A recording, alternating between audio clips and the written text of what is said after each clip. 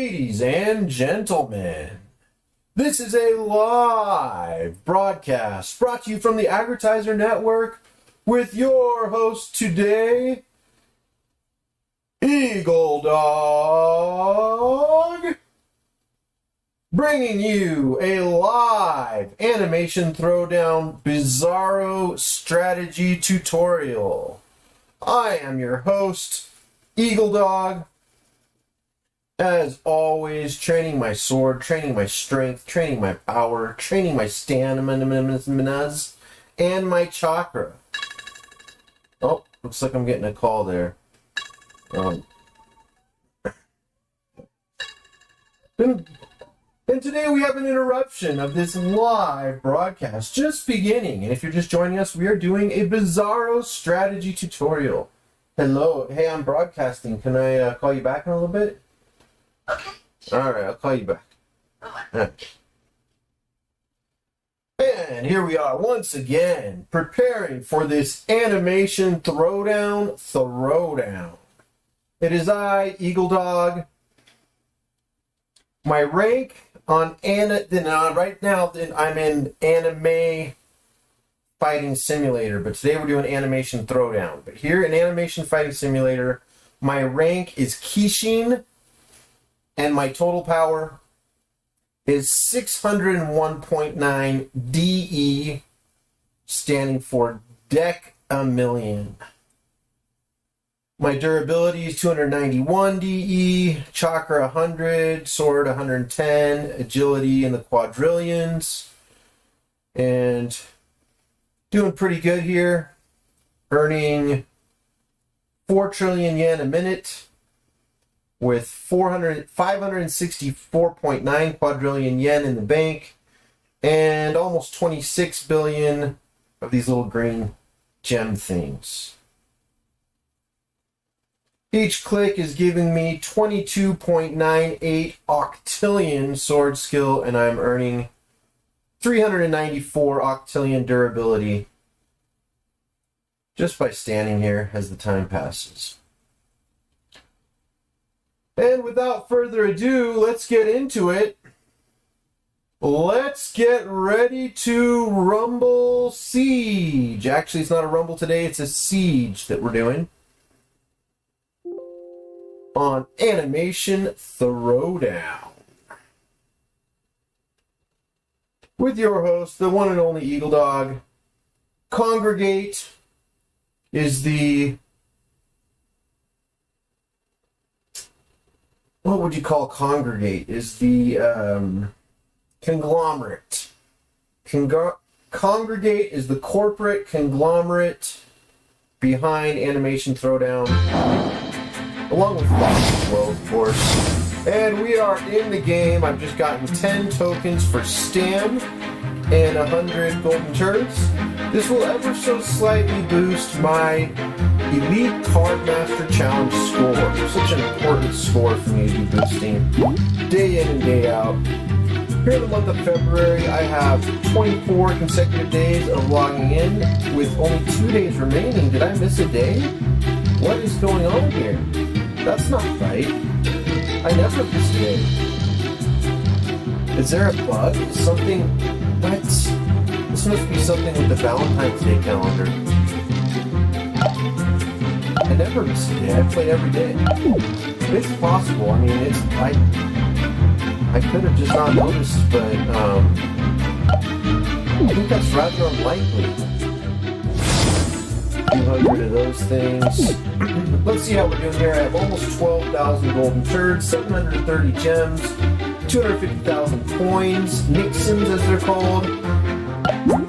That's me, Roger, level 15, eagleDog. I got 5 mythic cards, 267 pink cards, and 580 almost blue cards. 5,500 PvP wins, not too shabby. My top skills are, what's this one called? Hijacks, Steal, Leech, and Crazed. There's some new shortcuts for checking out the decks. I still haven't quite figured this out, how to use it. And my rankings right now on the Valentine's Day Clash, I'm number 40 on the Elite Card Master Challenge.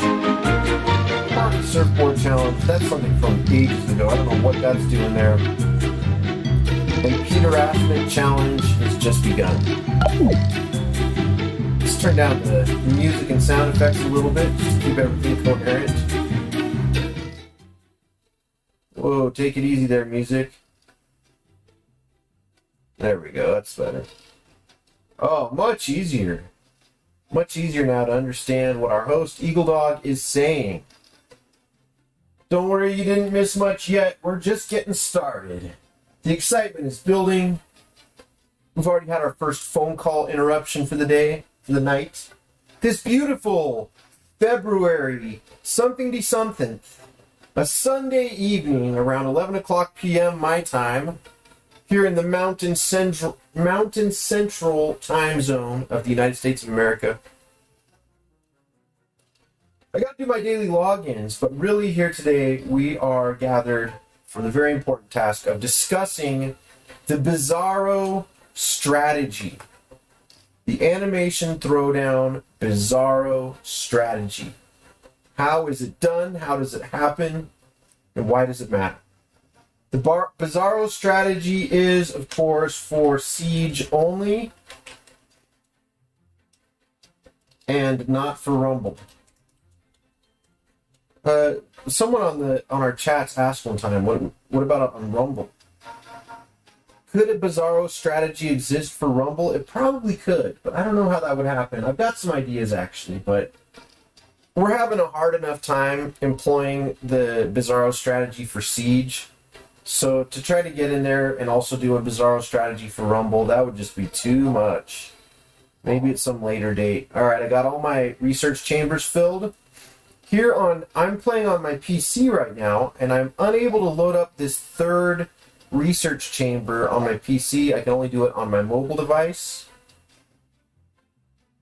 I do not have the premium VIP package pass set up, which would allow me to automatically open those ad crates. It would cost me $9.99, $10 a month. I'm not willing to do that. For combo masteries, I don't have any available to go right now. Just scroll through and show you. So, look, this one's kind of worthless. No, Coach Hank is okay. Agent Bender, that one is not very useful. That was from back in the day when I first started, and I didn't know which ones are the good ones and which ones are less useful. But I got a lot of them, so I'm feeling good. Ooh, there's a powerful combo. Dr. Bobenstein, good night. If I only had like 12 Bobs all quadded up, I could do some major damage with that Dr. Bobenstein. Prince Faisal, that's one I like. Heals and it's got the monkey.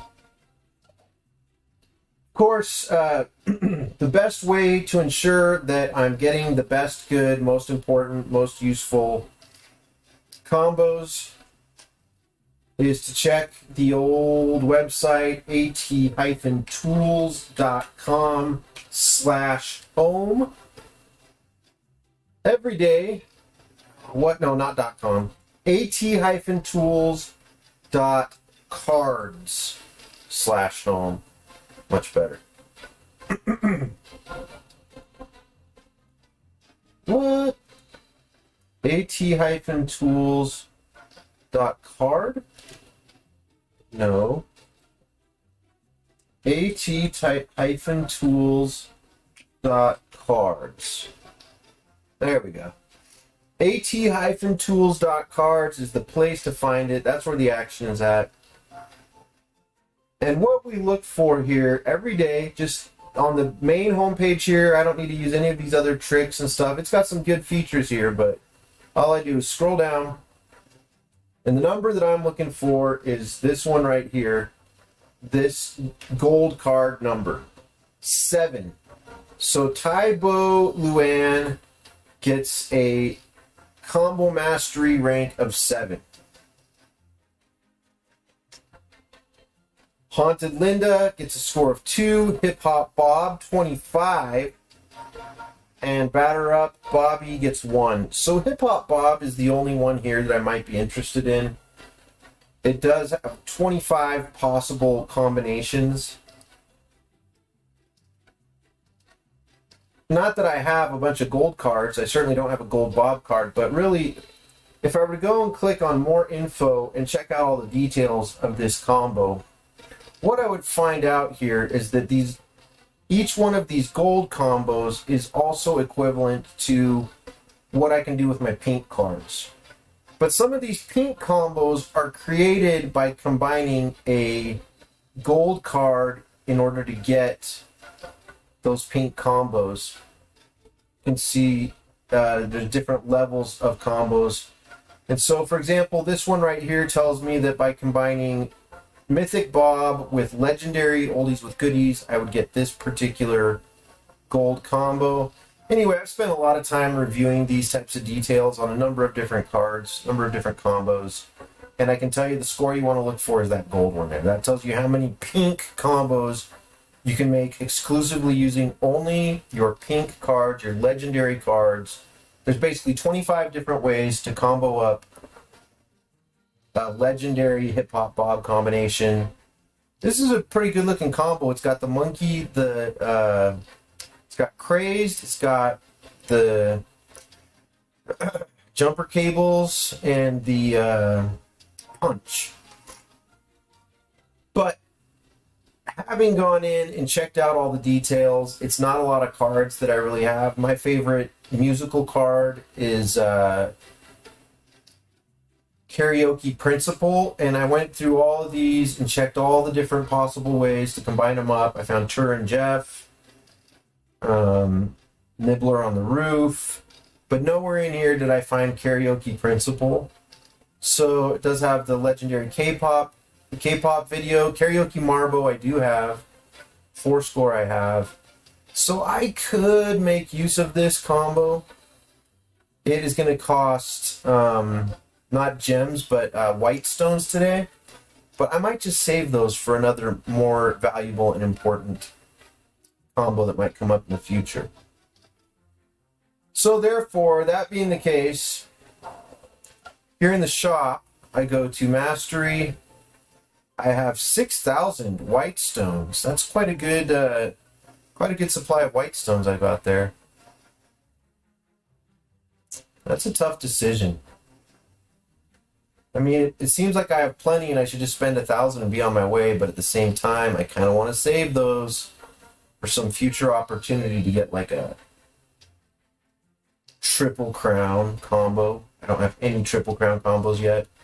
I have 730 gems. 249,000 Nixons. So one thing I can do with those is I can come over here to the basic pack and just buy. It only wants to let me buy 38, probably because my deck is full. Go ahead and look at my Elite Card Master Challenge rank of 40. I have a score of 13,500 and something. The top score here is 45,000 and 41,000. So anyway, I'm way down in the 40s. There I am. If we check the score, I can actually see a breakdown of how much score I've gotten for all my different purchases and acquisitions over the course of the last few weeks. Better clear out some space in the deck. Cycle, add all commons, go for it. The one common that I've held on to since the very beginning is the Jiggity Watts. I've never recycled that. I take great pride in having that one totally unnecessary card sitting in my inventory. Add all the green ones. Ring. Now we're good. Now we should have some space. 852. I think I have 950 total space. No. Better clear out some blues. Just filter my blues. Put them in reverse order of power. Seeds. Express ship.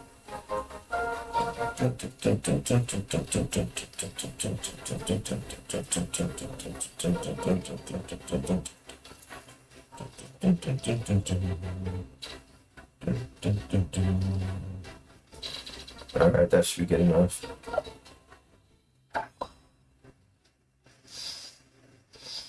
Oh, I got some pink crystals. Stones, legendary super stones. Megalithic legendary ultra super stones. That recycling experience, which should now enable me to go to the shop, buy a few cards. Once you get up to 300,000 Nixons, you can't get no more Nixons after that. So I just try to spend these like 100 at a time. It's just the way I like to do it. Par here would be to get 2 blue cards. So if I get fewer than 2 blue cards, I performed poorly as far as luck is concerned. If I get more than 2 blue cards, or if I get a pink card, then I did real well. So right there, 2 blue cards, I'm on par. Nothing for me to whine about. Nothing for me to complain about. That is normal. You can check those statistics right there, that little eye, and you can see there, common 80%, rare 18%, epic 1.8%, legendary 0.2%. So basically 2 out of every 100, 1.8 out of every 100 cards should be blue. This back alley thing has showed up lately.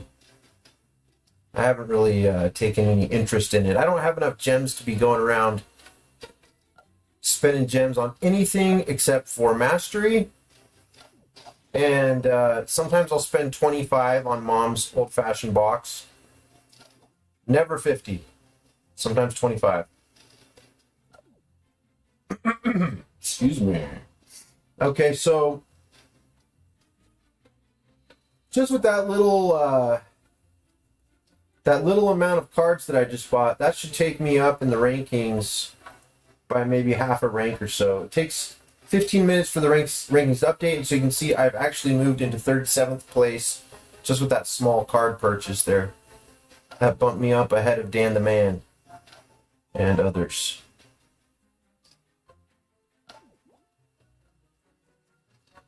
Elite Card Master Challenge is something I always have my eye on.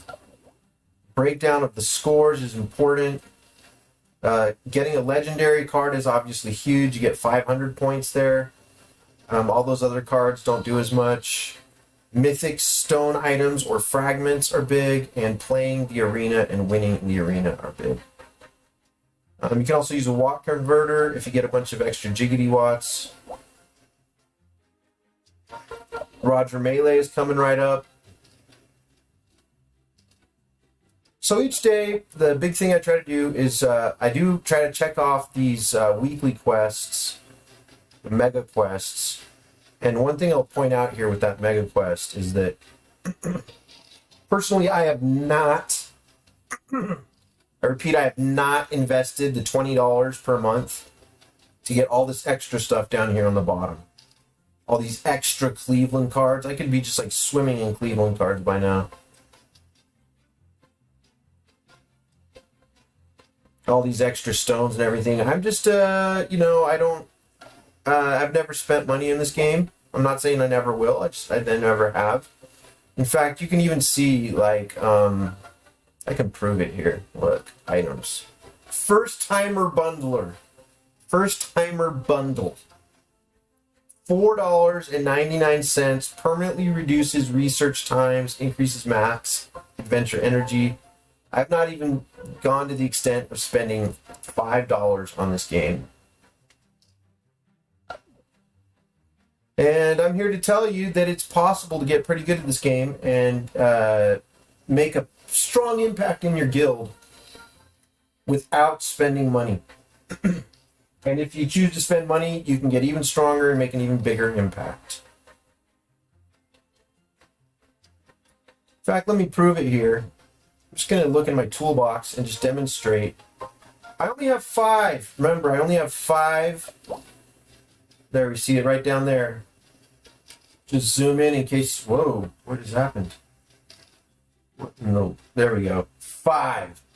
As you can see, I have only 5 gold cards in my inventory. I do have 267 pink cards, legendary cards, not bad. I only have 5 mythic cards. And all this time, I've been sitting on all these super mythic stones, mythic object stones. I've got almost 9 gold cards just sitting there, waiting to get hatched. 3 more there, and another almost 2 there. I got 32 legendary cards just waiting for some action. Quad epics, character stone, power stone. See, I've just been saving all this stuff up for a rainy day. I'm going to make a video sometime, hopefully in the not too distant future, of just opening up all these bunch loads of mythic cards. I'll have 9 plus 3, that'll be 12. No, yeah, 12 plus 2 more here, 14. Once I get up to fill up this one, that's when I'll make that video, and I will open 14 mythic cards all at once, and I will become mighty. Just while we're here, let's go ahead and boost our Elite Card Master Challenge score by hatching some of these super legendary stones. Ooh, Rusty. Quahog College, push-ups. I think probably I want Rusty. Let's just check my deck real quick. Filter for rich and educated.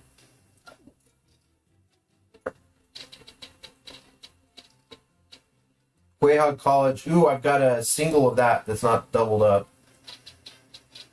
What about Rusty? I think I've got a quad Rusty. Is he up here? He's up here. There he is. So I've already got a quad Rusty. So I think actually I'll get the Quahog College. I prefer Quahog Community College. It's a stronger card. But that's not one of the options here.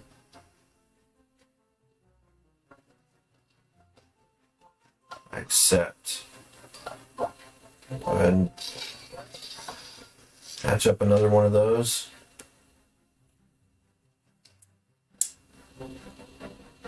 Oh, these are all some of my favorite cards here. I want all 3 of these.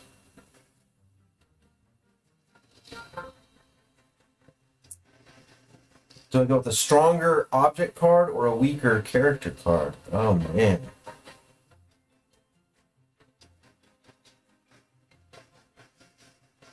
These are both strong. Candy Tornado and Prosthetic Slap.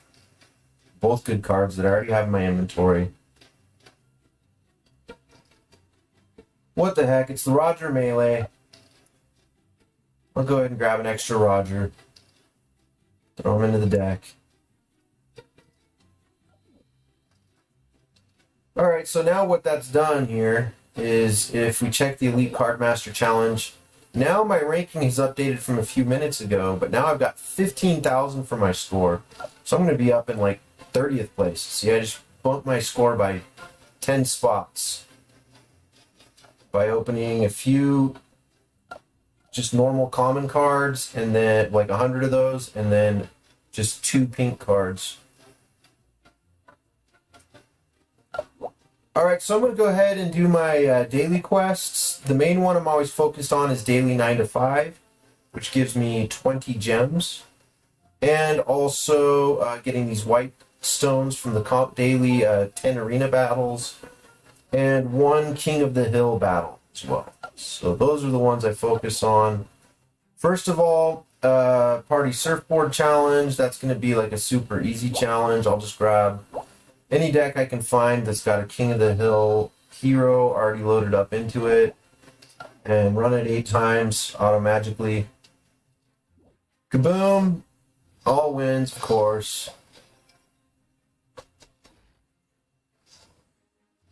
Reach my next milestone. Okay. Then Future Cop Challenge. Now this is one that starts out easy and then it gets harder and harder as you go. So I try to have the best deck possible, the most powerful deck I can think of at the time. when I'm running these ones. And I do them automatically up until I get up to a score of like 55 or 65, somewhere in that range. And then I start actually manually playing those battles to try to beef that score up. Every week they're going to have these 2 challenges going on. One that's got 8 possible battles that's pretty easy. And then one that has 10 possible battles that gets very difficult once you get up above a score of 50 or 60. Gives you possible battle rewards of 1 to 3 trophies depending on how you perform. And just completed one of my weekly quests. And my daily quest of, see, that gives me those 6 1-hour energy refills. That's why I like to do that King of the Hill quest. Just to show the rewards that you get for those those 2 battles that I was just showing. Let's see. Well, here's one of them, Grill Battle Challenge. So the last challenge, I had 81 points. Ooh, and my rank was 2542. So close. If I had a rank of 2499 instead of 2542, I would have gotten 100 of these pink stones down here instead of 75. Still not too bad. But that was a close one right there. So really not a huge reward. 75 pink stones is like, I don't know. It's better than nothing. Better than 50. 1,200 of those blue stones. All right, so let's just hammer out some of these daily challenges. I always try to keep my adventure energy depleted. Try to spend it all.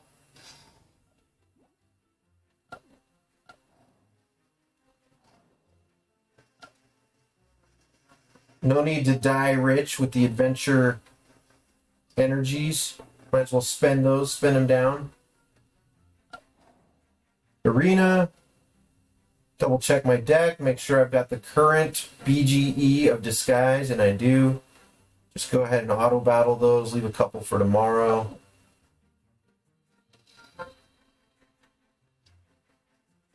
If you're playing on a mobile device, which I usually do, but I only stream here, at least currently, I'm only set up to stream here from the PC. So I'm playing on Steam right now, but if you're playing from a mobile device, it's a good idea to watch your daily 3 ads first before you come out here and do these arena battles. Even if you're just doing the auto battles like I just did, basically you get, anytime you get lucky and get some of these character stones, you get an extra 50%. You get like 1.5 times as many. So in this case, Louise got 7 character stones.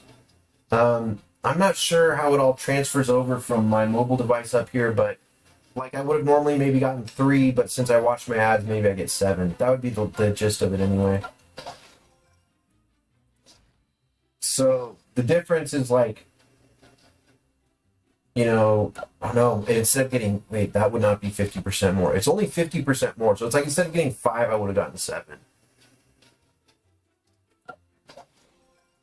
Instead of getting 4, I would have gotten 6. I'm not sure. Anyway, it's the math is supposed to be that you get 1.5 times as many whenever you get those tokens. According to the best of my recollection, anyways, that's what it is. If I'm wrong about that, well, I would say leave a comment about it, but I have comments deactivated, so good luck with that one.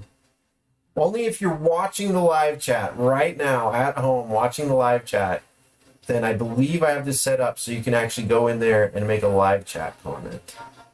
So we'll see how many of those we get with my 4 subscribers out there, but anything could happen. All right, so I've done my daily quests, finished all but one of my weekly quests, and all I need to do is get 5 of my daily quests done, so I'm not worried about doing 3 card upgrades. Maybe I'll do it, maybe I won't, but the only reward for that is 500 Nixons, so it's not really a big, huge deal.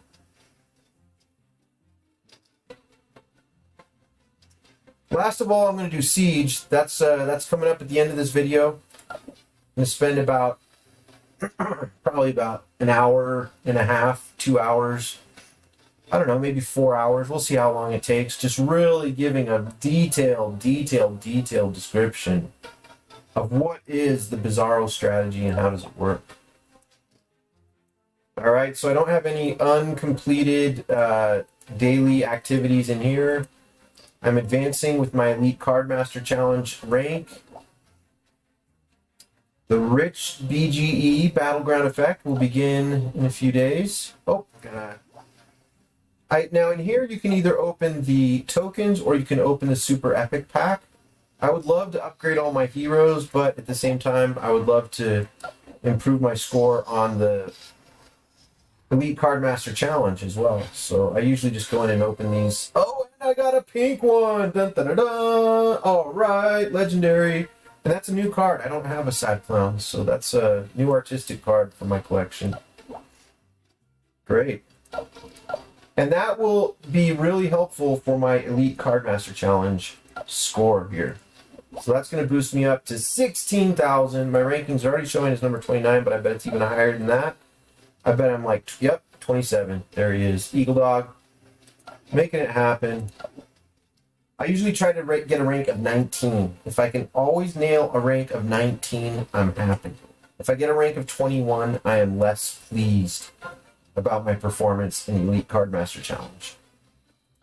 Because in that Elite Cardmaster Challenge, the rewards, as you can see, obviously you get, when you get the milestones, you get these things just as you're going, but the real big rewards are here, the tier rewards.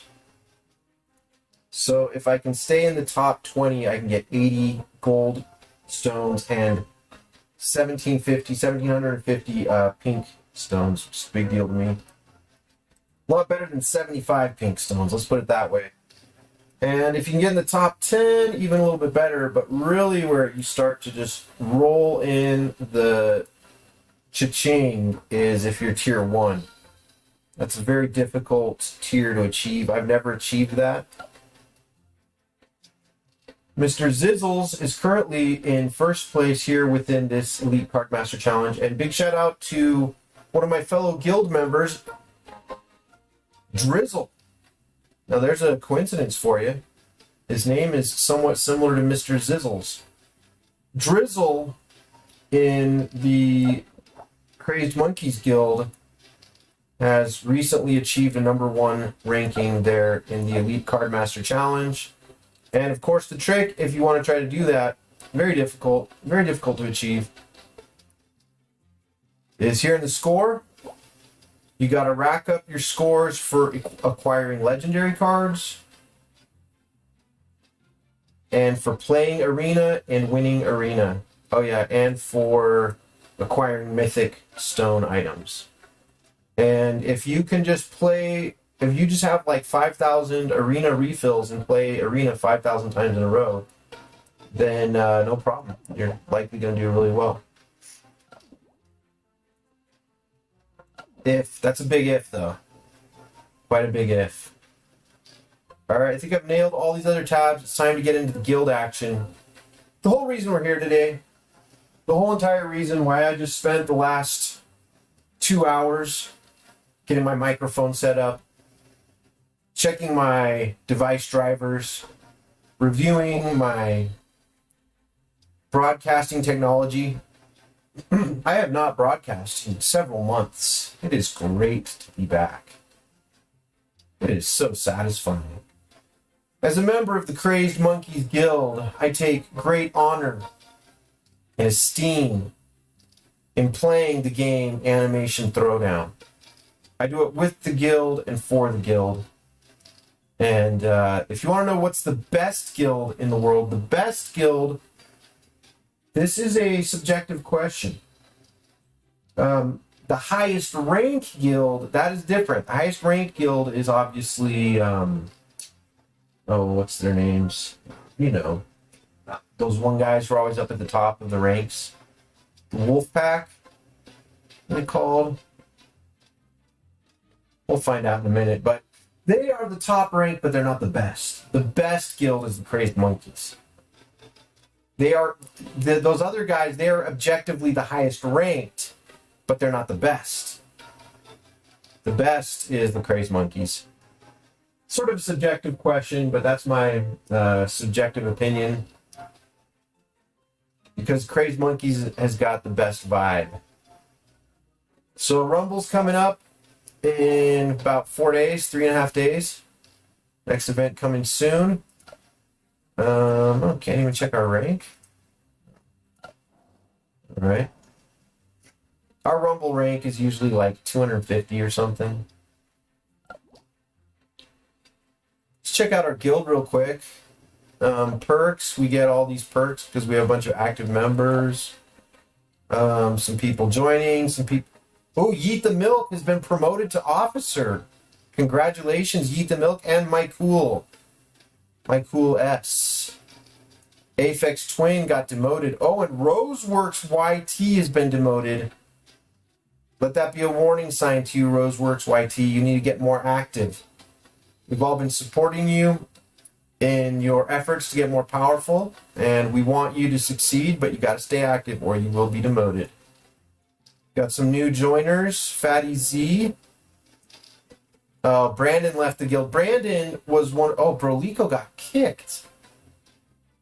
Why did they kick Brolico? Don't understand that move. He just beat me the other day on one of these challenges from some other guild. He must have been inactive.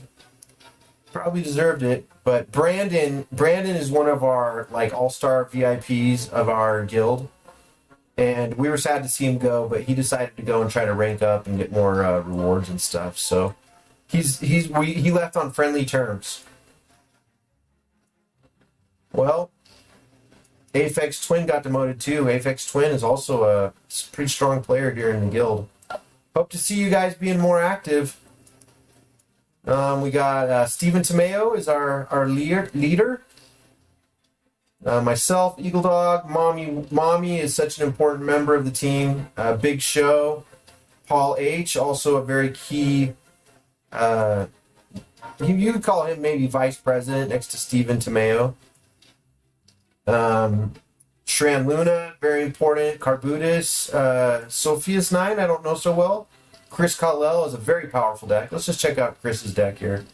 Look, he's got 24 mythic cards and 340 pink cards. I mean, please. Oh, look, there's his deck. Oh, that's cool. Oh, look at this. Oh, wow, I can check out all of his decks. That is neat. He's got like his special siege defense deck. This is a newer feature that was not around in the past. So that is, oops, it's the Arena Special. That is pretty cool.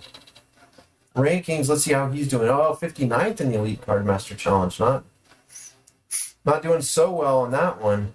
He must have been inactive for a few days. I don't know, but he's a strong. Now Lormer is probably our best strategist.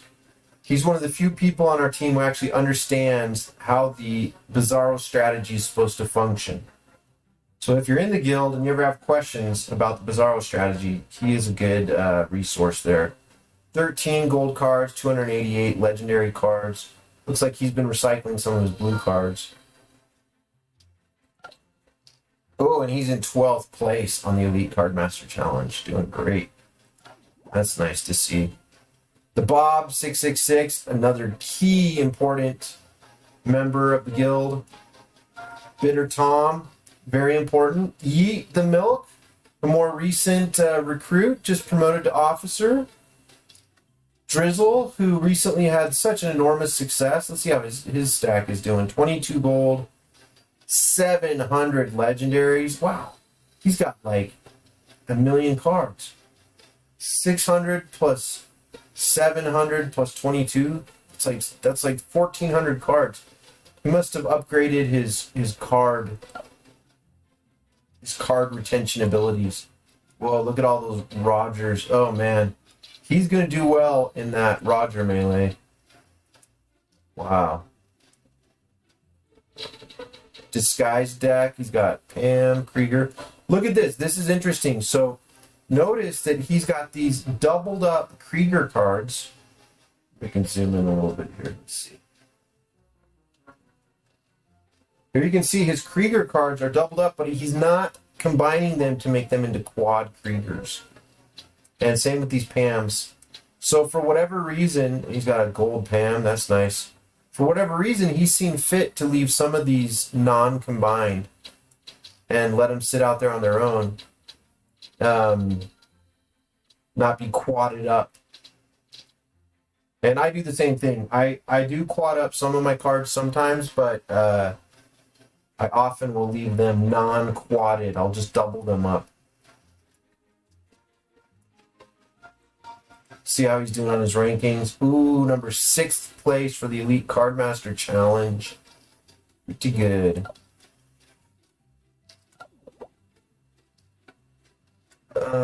Big Show, Sharon Lopes, popping back up to the top there. Andrew G. Andrew G is the guy who started it all over here. He's had some real world obligations come up, so he's not as active lately, but he's still part of the team. Same with Sarah Sheep, although I think she eventually she must have actually just dropped out because there's Aphex 20. He's been inactive for 14 days. No wonder he got demoted. Roseworks, inactive for 12 days. Come on, you guys. All we ask is that you play every single day for about 2 hours per day. It's not that much to ask. Well, no, you can just play for a few minutes each day. You don't have to play for 2 hours. You can play for just go through real fast, auto battles.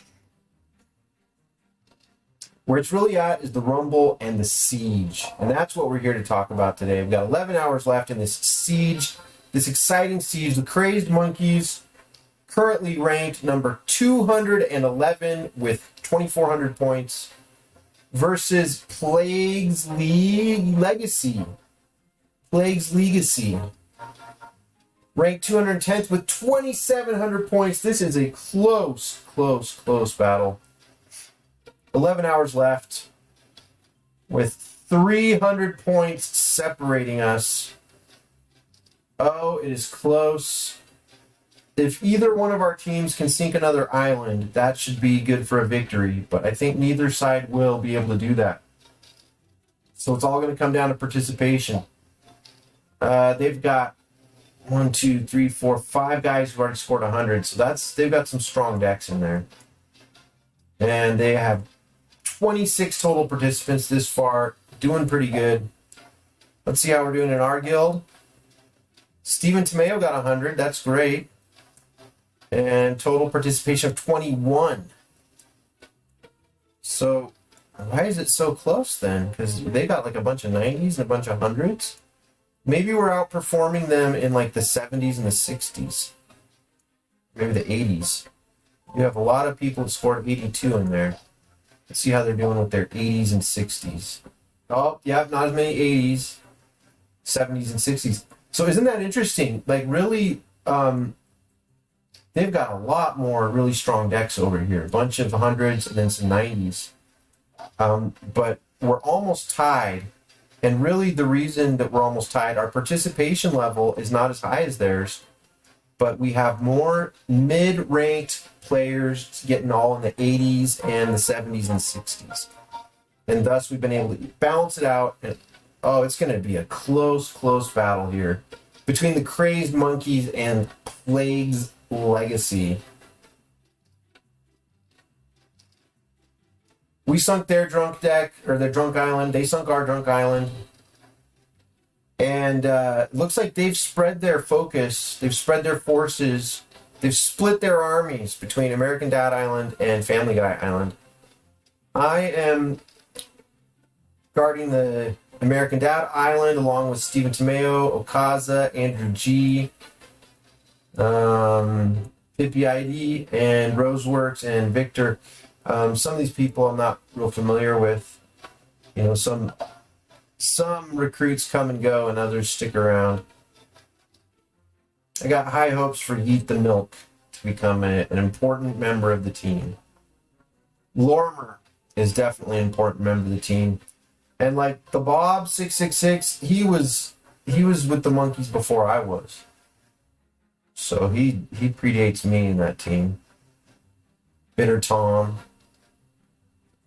Well, what we're trying to do is focus in our efforts. Obviously, some of our guys went for the disguised island anyway, but really we just want to focus like a laser beam here on the armed island. My deck, this is the defense deck. Notice up at the top, this can be confusing sometimes. So American Dad's 6 is what I've called that deck. That's my deck that's defending the American Dad Island. And then for my attack deck, I got to go pick it out right here. One thing I can do also is I can check the names of these guys here defending this island and see if any of them are the really strong ones or the really weak ones on their team. So Taskmaster, Rage Ryu, Evil Blade. See, then I can check over here and see if those guys show up here. Rage Ryu got an 82, so he's probably like a medium skill level. Hard to say. Ogre something? I think I saw Ogre something in there. No. Alright, so before I go in and attack, I'm gonna double check my my deck here. My attack deck. Obviously I'm gonna want to use my armed deck. Load it up with my only level 15 hero, Roger. Payback 3, cheer 3, cripple all 4. I like that cripple all 4. Whoa. Alright. So armed, I've got Roger. Got 26 cards. I like to have 26 cards, 13 characters, and 13 object cards. Let's just check. Filter, armed, power, poison pen. That must be a newer armed card that I have not incorporated into the mix. Oh, look at this. I've got a non-upgraded purity sword. And look at this, I got a bunch of purity swords in here. Max out. Use the Nixons.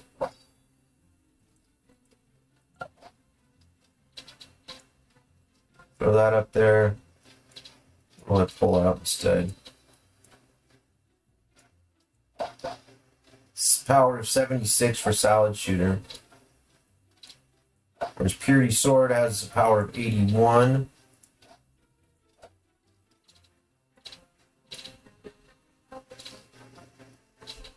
Yeah, I think that's how I want it. So I'm going to pull out Salad Shooter. I like that die of power. One thing you can always do is click on that little beaker, chemistry beaker, and go through and check how all those combos are set up.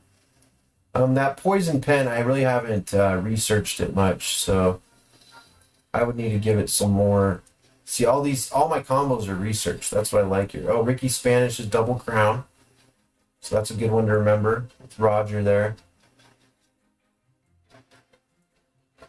I like Hank Hill because he's got the paintball heal and blocking powers, good defensive card there.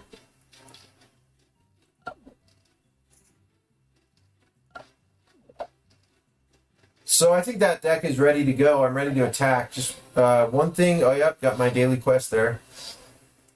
One thing I'll point out here is the rank 211 versus 210. This is going to be a really tight battle. They've got the upper hand, and we might just be able to squeeze out a victory, but probably not. But when we're ranked high, when we're ranked in the 200s, especially in the low 200s as we are right now, it's a lot harder to win than when we're ranked in the 400s. When we're ranked in the 400s, it's easy to win. You don't have all these guys getting hundreds all day long. All right. More about the Bizarro strategy coming up in about probably about 20 minutes or so. For right now, we're going to do a big battle. Got my armed deck battling against the armed island. I'm ready to go.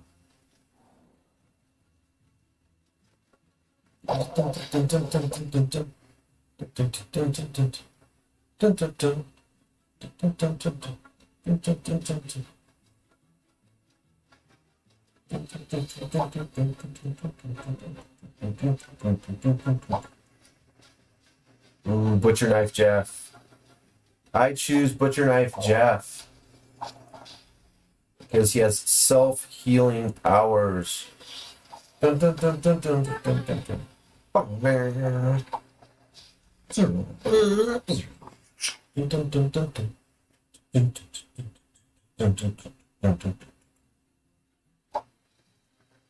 Ooh, biathlon leg. Oh man, get you another snot. This is a nice strong deck. I think I'll perform well here. Boom, boom, boom. Dun, dun, dun, dun, dun, dun, dun, dun, dun,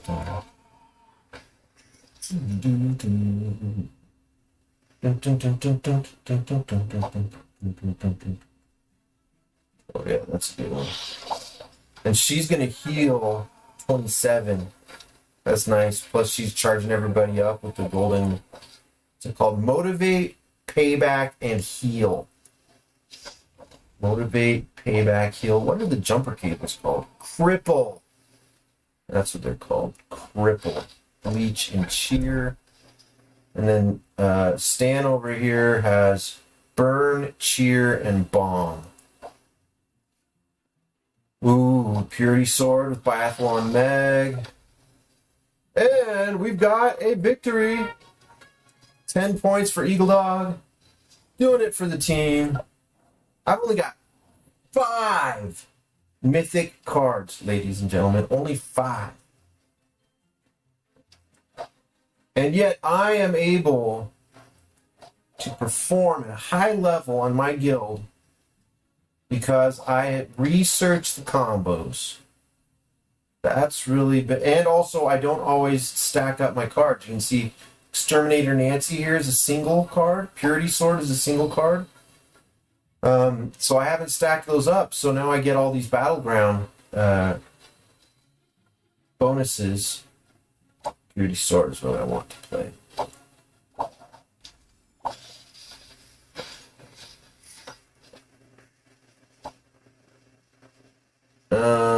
Yep. Look, kitchen knife snot. Look at this is important at the bottom. He's got that 26. The jackhammer. That's going to go right through that fence up there that Space Pistol Bender has. So that's going to be really helpful. And he's going to self-heal with the leech of 26, as well as the gas cloud of 26. So that's going to be a pretty good response to that space. Jab is what the that breaking device is called. Gas, leech, and jab. So that jab of 26 helps him to break through that cement barrier, that brick wall. What's that? Sturdy and bodyguard are the 2 defensive features he's got.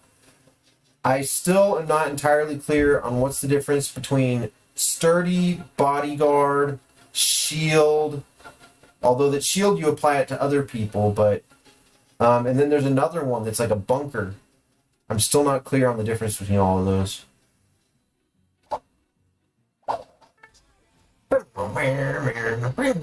Okay, this guy's got the grabby hand. Hijack. So we want to be on the watch out for that. Oh, and I don't have any character cards. Uh-oh. This is looking a little dicey over here. We're getting into some trouble over here. That laser tag Stan. Victorian knife. Also not the greatest, not the combo I really wanted, but but I have broken through. Will he be able to do it, ladies and gentlemen? Oh, and it's 42-20. This is such a close battle. It could go any direction possible. Oh, but how should we play it? Oh, man, this is tricky. Oh, dear. Okay, wait. Okay, 17 plus 39. So what's going to come down to here is Lois is going to attack for 39. Snot's going to attack for 17. 17 plus 39 is more than 42, so I win. All right, so it doesn't really matter. Oh, no, what happened? Okay. Whew. That was an exciting battle. Indeed, that came down to the wire. That was just snuck through there by a hair. And now eagleDog goes to fight. Oh, the Rage Ryu! The Rage Ryu. I think he had a score of 82, if I recall correctly.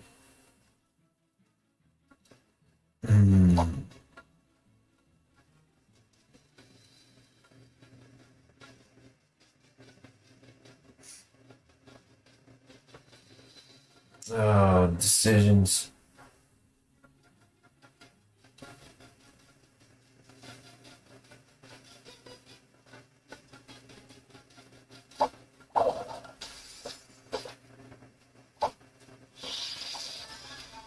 Decisions. Oh, and he's got Krieger's clone brothers. Oh, no. Oh, no. Not Krieger's clone brothers.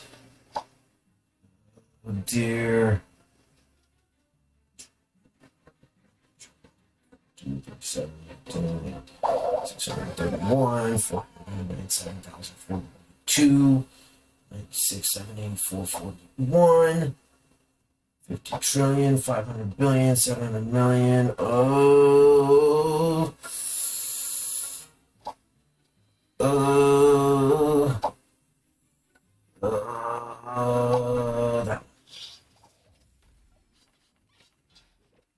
Uh-oh. It is looking problematic over here for the home team. What can we do? Is there anything that can be done here to salvage this situation?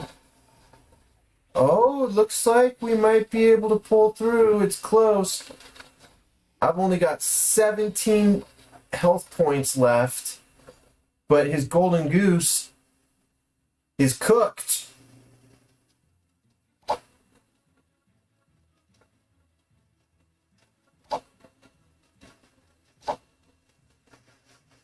Ooh.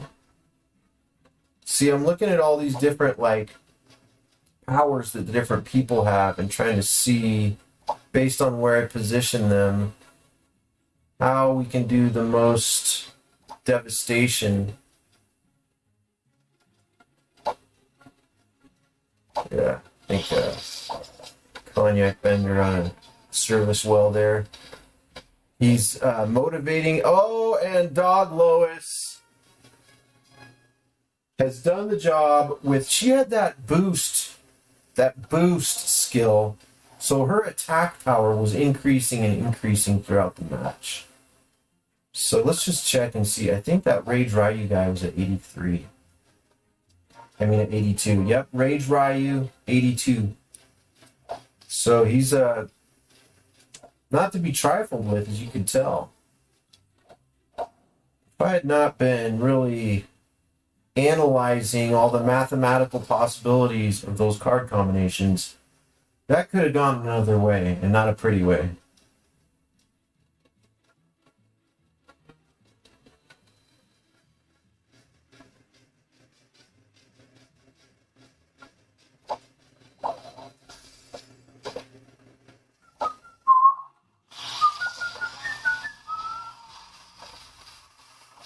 Evening Beer Dale, you can see I've got one crown on him. That's a combo I like a lot.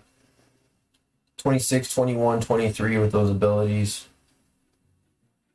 I think we're going to make short work of this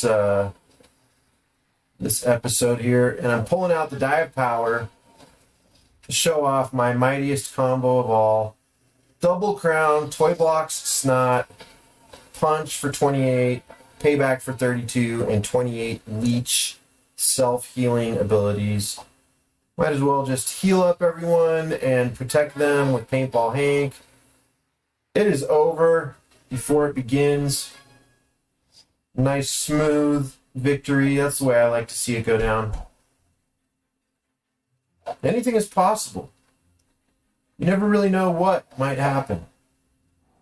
On the game of Animation Throwdown, with this live broadcast brought to you on February something to something Sunday.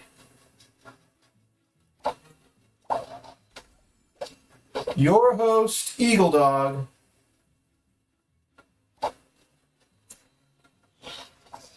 playing a biathlon meg combination against Battlecry Cleveland.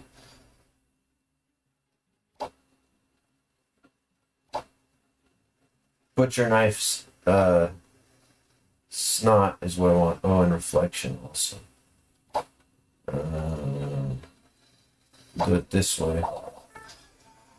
See, so Purity Sword and Film Scissors give me different combos with Lois and Jeff. And I actually want the Film Scissors one with Jeff and the Purity Sword one with Lois. So I kind of chose what order to play those cards in order to get my optimal combo benefits.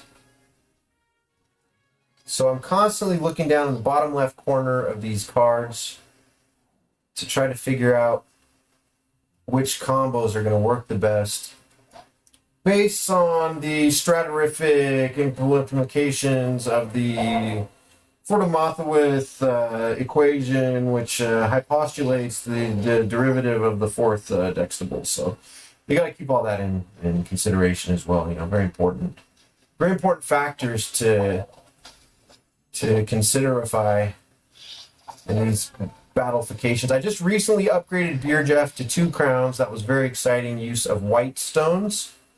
The whole reason why this Beer Jeff combo has 2 crowns on it, giving cripple all of 20, payback of 35, and gas of 32, is because of the white stones, ladies and gentlemen. I had enough white stones to purchase 2 upgrades of his combo mastery, and I already had him at 1 crown, and I brought him up to 2 crowns. This is one of my favorite combos.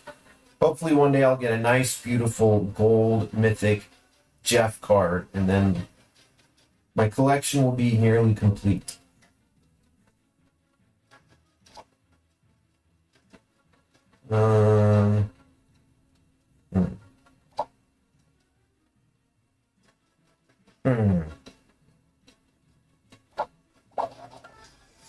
Sometimes I just click on this blue button to fast forward through the enemy's turn. Sometimes I like to see what goes down.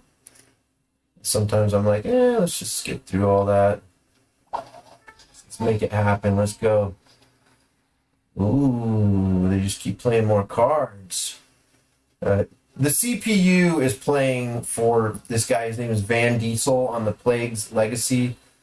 It's not like Van Diesel himself is playing these cards, but he chose his defense deck in such a way that when the CPU plays for him, the central processing unit, the computer as it were, the server, it's probably a Cisco server.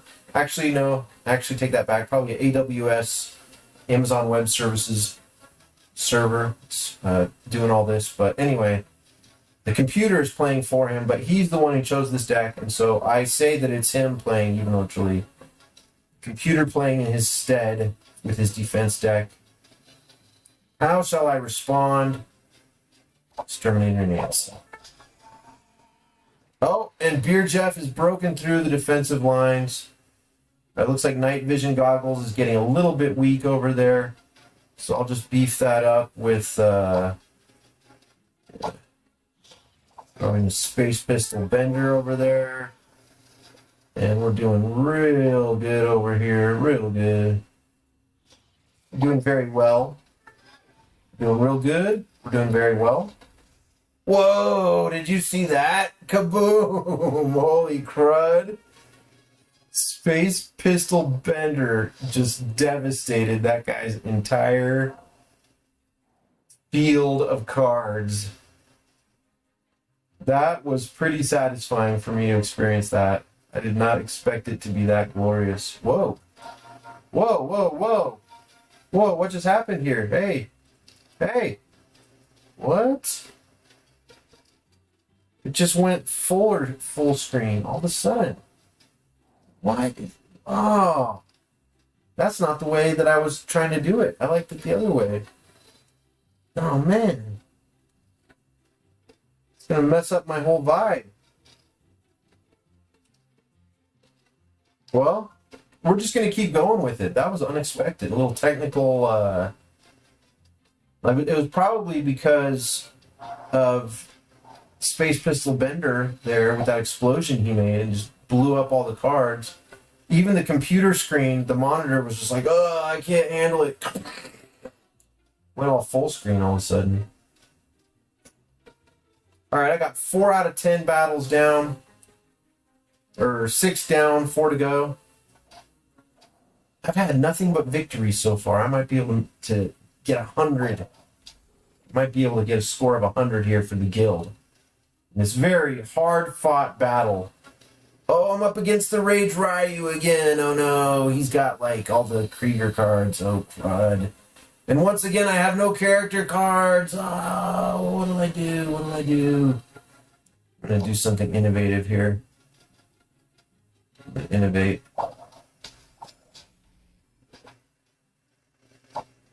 Oh, but that guy's got the grabby hand. See, he's got hijack of 14, so I don't know if that's such a good idea right there for me to be playing my monkeys.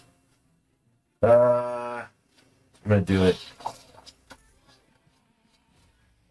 Luckily, I got the pizza, so see how Beer Snot's health was like 130? And he's doing 34 of gas, so I figured it would probably be worth it. I think it's actually going to work out to be a pretty clean victory over here. We'll see what happens to Dale. Dale, don't get destroyed. Come on, hang in there, Dale. Hang in there, Dale. Oh, it's tight. It's tight.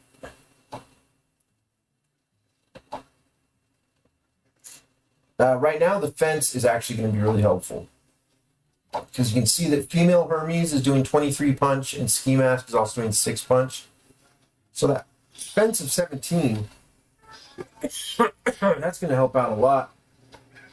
Uh-oh, I'm out of Sprite. My voice has gone hoarse and I'm out of Sprite.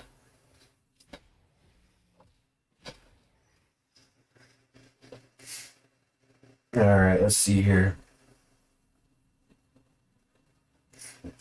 Yeah, so what I was saying is those punches, when that fence, it specifically protects not only this guy, but the 2 guys next to him from the punches. So with all these punches coming in, that fence is actually very critical right now. Ooh, and Beer Snot has almost been totally destroyed. In fact,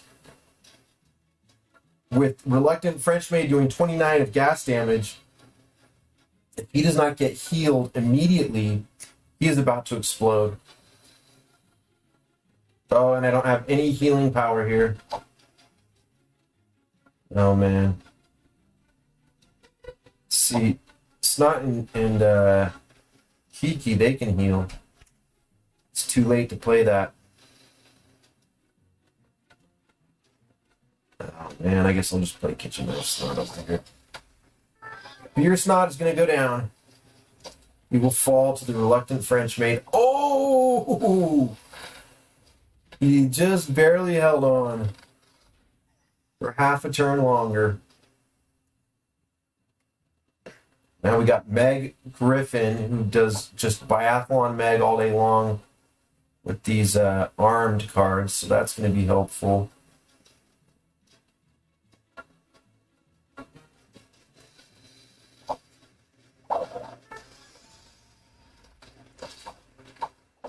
Oh, it is a close battle. eagleDog versus the Rage Ryu. Oh, and we just got rid of another card, and now Biathlon Meg is in the mix. Again, Paintball Dale really providing a lot of defense with that fence, that defensive fence. The bodyguard. I am not entirely clear on how the bodyguard works, but I do know it helps against punch. I don't know if it helps against the bomb or like gas or any of those ones, but it does help with the punch.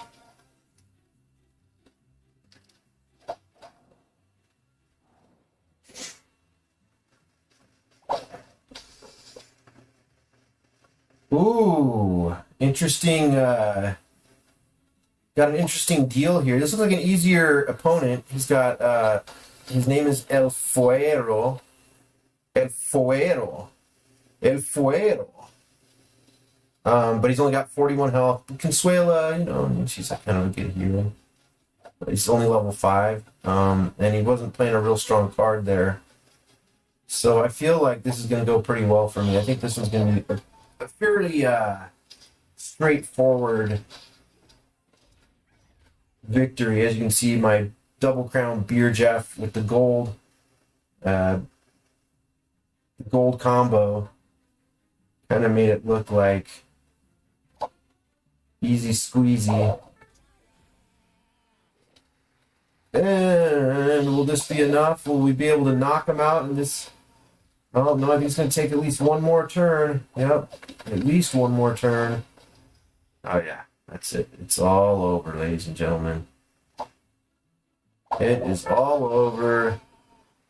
Thank you for participating, El Fuero. Just give it some more time. Make sure to get your 5 daily quests completed each day. I can't believe what's going on with that calendar. Never miss a day. There's no way. See, I take a lot of pride in getting that those 1,000 pink stones on day 28. And it's saying that I've already missed like 3 days. I mean, I might have been not paying attention, but I find that highly unlikely. I don't remember missing any days this month. I think it was a part of the Valentine's Day calendar glitch.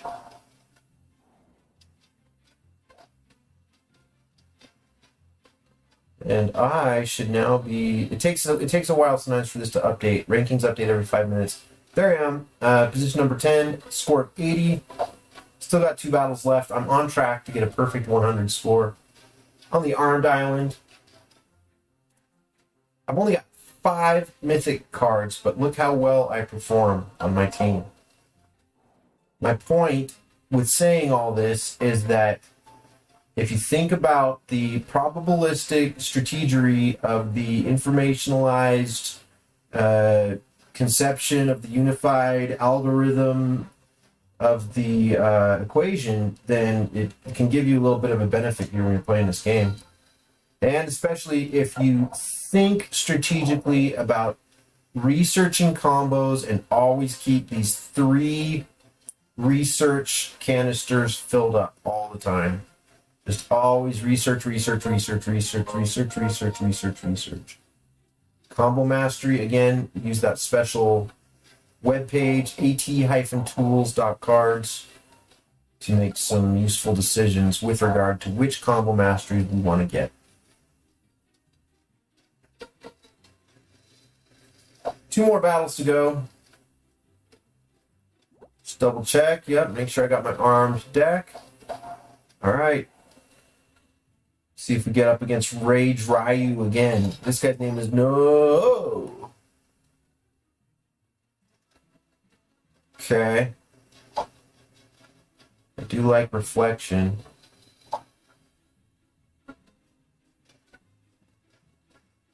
Ricky Spanish. I wonder... I've not been seeing Ricky Spanish. Like, Ricky Spanish is a strong combo for me, but it must just be only certain armed cards. I'm just not noticing them. Do Eggnog Roger.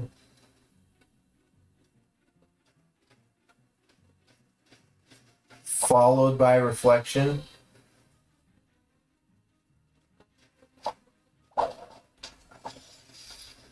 Ooh, Shark Killer. I think I can handle that. Let's see. that payback of 21 and the gas of 25, I think those are going to take a toll.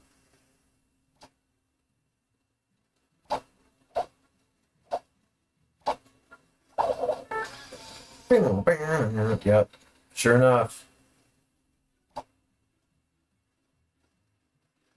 So I would not mind having a fence here. See, with that, with Leela there, launching those 18, that punch of 18.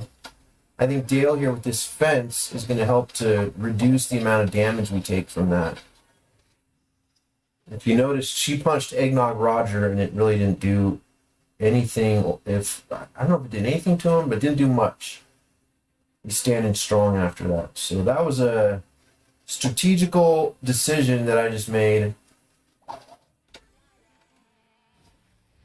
in terms of playing Dale. I was planning to play Lois there, but I played Dale instead once I saw that the opponent had that that punching glove, that boxing glove ready to go there. Once I saw that boxing glove, I said, ooh, is there anything I can do to prevent that boxing glove from inflicting so much harm to my dudes? Now, for my final combo, well, I guess it won't really matter. Yeah, I've already won, so it just doesn't really... It's all over. That's it. That's all she wrote. I've got 9 out of 10. I'm feeling very happy about today's siege performance by myself. Now, as for the rest of my guild, they've also done real good. And if just a few more of them get in there and fight, then we might just have a chance to beat Plague's Legacy. They now have a score of 2,722. Crazed Monkey's coming in at almost 2,500. So now we're separated by about 200 points instead of 300 points, because I have narrowed that gap with my attack. Nate. Nate is the name of my opponent. Begins with a blue combo card, Dinner Date Wine. Zoidberg. Date Wine Zoidberg. Okay. It's maybe not the first choice that I personally would have made, but against the CPU playing for him. So it looks like he's got his drunk deck up there, not his armed deck. So that's probably what that's what Date Wine Zoidberg is doing in there. He forgot to switch his defense deck. He's probably an inactive or a less active player. Maybe not inactive, but a less active player. Kitchen Knife Snot will do well here. Oh, Eggnog Roger. Uh-oh. He's not messing around. But I've got Beer Jeff. And Eggnog Roger is good, but Beer Jeff is better.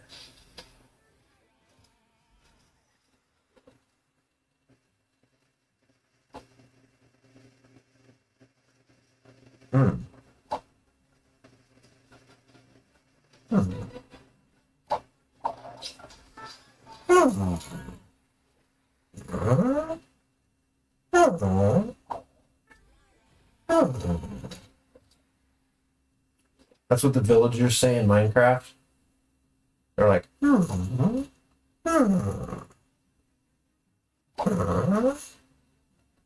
oops. Misfire. Just had a card misfire.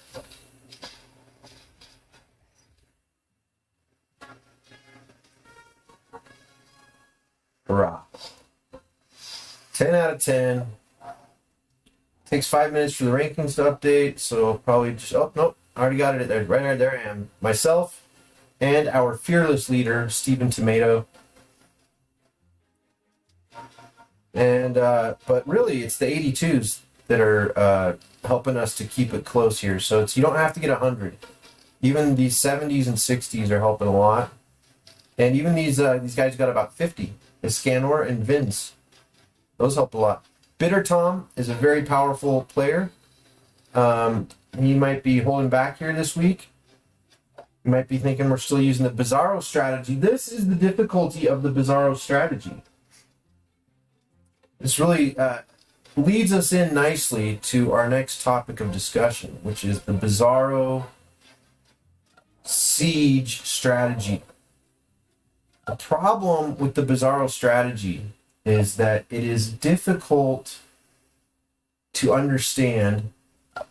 It's complicated, it's sophisticated, and it's easy for people to get confused as to whether or not are we supposed to be using the Bizarro strategy this week? Are we supposed to be not using the Bizarro strategy this week? Should we just destroy our opponent without mercy? Should we go easy on them? And all of this confusion comes from the Bizarro strategy. But the idea is that it's easier to win if we're ranked in 400th place than if we're ranked in 200th place. So right here we are ranked at 211 against 210, and this is going to be a very tough battle.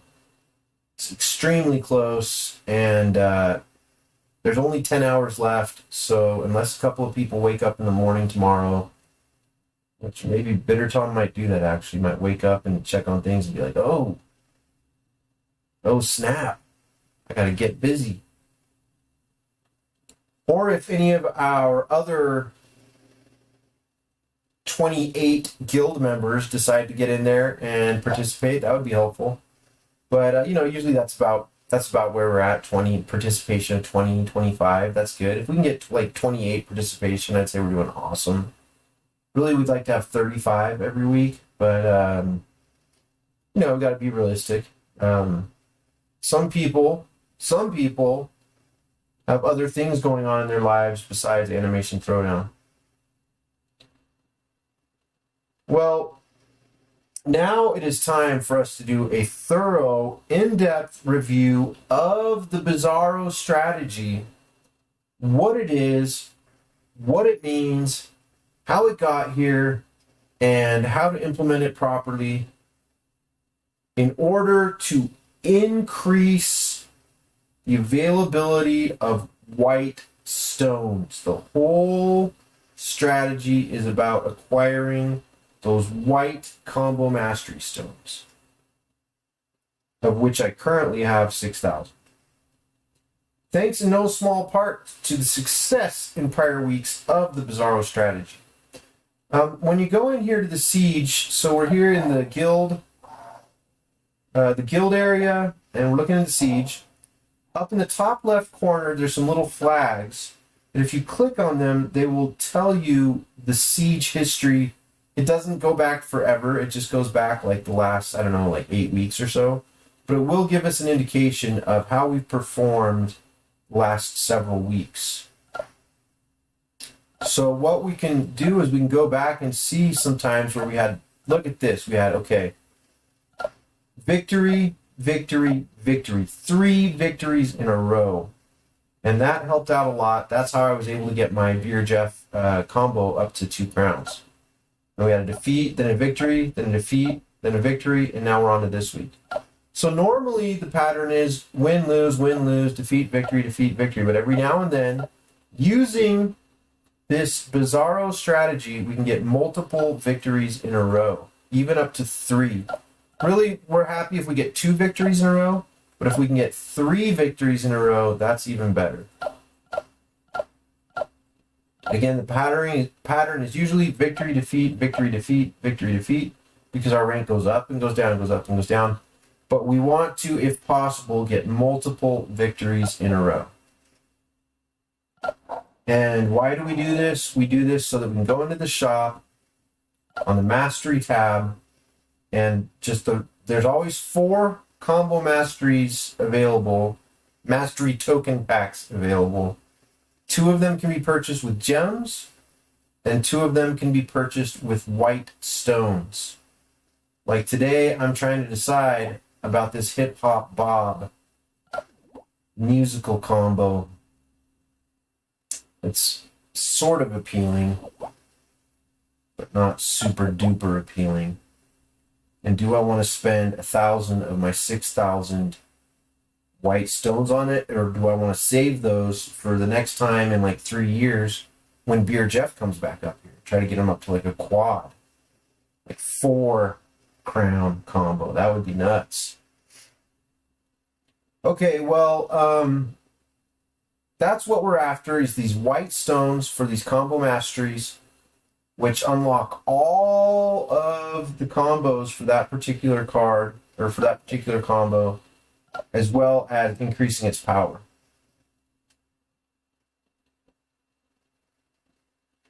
So now let us begin our technical analysis of the animation Throwdown Bizarro strategy. It is for Siege only, not for Rumble. Okay, so our wins and losses, victories and defeats. Victories and defeats.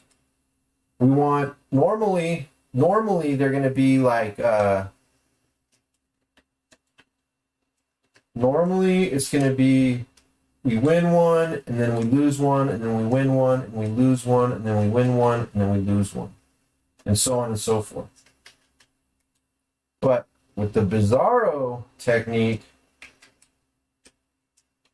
we can change that to win one, and then win another one, and then lose one, and then win one, and then lose one, and then win 2 in a row again. And then every now and then, if we're really nail it, we can even get 3 wins in a row, which we actually did just recently. So what does Bizarro mean? So Bizarro just means everything's backwards. Everything is opposite. And it comes from DC Comics. So I'll go ahead and, again, attools.cards. That's the website that we can use to go and check out those combos. Anyway, I'll go in and just do a simple Google search here for Bizarro. And you can see the first thing that comes up is Wikipedia. You can read all about him. Who is Bizarro? Here's the images. Bizarro is the alter ego of Superman. He looks kind of like that. Let's see. Looks a little bit like that. Like that. There's like the whole Bizarro team, the DC Comics Bizarro World team. Bizarro Superman action figure. Oh, I'd say that's a pretty good representation of Bizarro. It's kind of like Superman, but different. His S it's supposed to be backwards, I think. Yeah, backwards S. This drawing must be flipped around. This image is probably flipped around so they can get through the copyright protections. But yeah, he's a backwards S. He looks all weird. And he's like the opposite of Superman. He's always breaking stuff. There they are. There's the two. Superman and Bizarro. So Bizarro is like the opposite of Superman. And so the idea of this Bizarro strategy is that we are going to do the opposite of what we normally might think that we should do, of just destroying everything we see. And instead, some weeks we want to play things a little more cautiously. And that's where the word comes from. And when I came up with this idea and shared it with the guild, I chose to use this word Bizarro because it's totally the opposite of everything that you would normally think. So what we do in order to try to get multiple wins in a row is, if our rank, what we try to do is to keep our siege rank low. Now, we still want to win. We always want to win as much as we can. But we want to win by not such a devastating, we don't want to just completely annihilate the weak opponents. If we have a weak opponent, we want to just kind of keep it mellow and just barely win. And that way our seed rank will stay lower as we continue. Seed rank is based entirely on score. So whatever our score is, our total score as a team, that's how our seed rank will be determined. Well, okay, first of all, I'm not even positive about this. This is what the internet told me, and it's also not entirely in score. It's also based on whether or not we win or lose. So I guess mainly on score. The main thing that's going to affect our seed rank is what was our score. So we want to score higher than our enemy, than our opponent, but just barely. And also this very important thing about the Bizarro strategy is that you must participate. You must do at least one battle, or you won't even get the rewards. So it's good to help out by keeping your score low, but you got to get at least 1 point. So you must fight at least one battle in order to receive those 1,000 white stones that we want so badly, in order to receive the reward. And the next thing to remember is that the reward is always going to be 1,000 white stones if we win.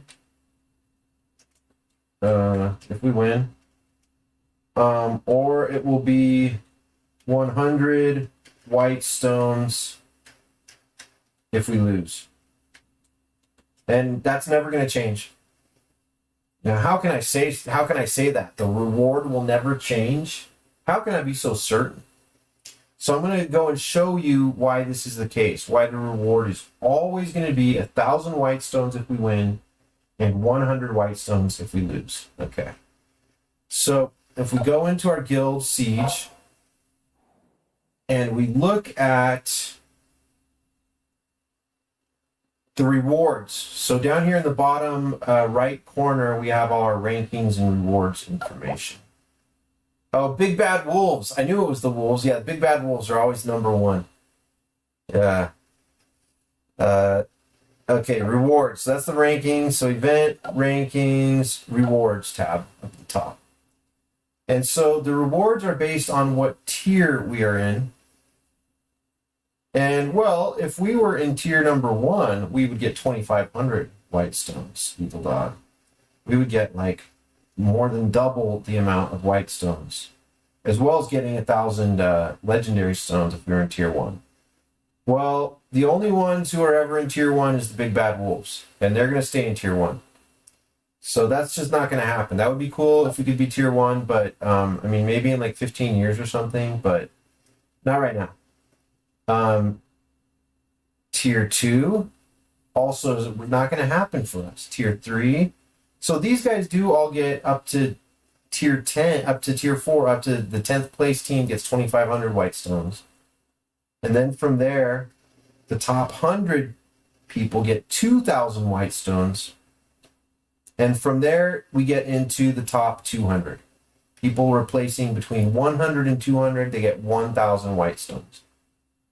So if you look at our rankings week to week, we've had our rank was 211, 326, 171, 271, 125, 204, 315, 467.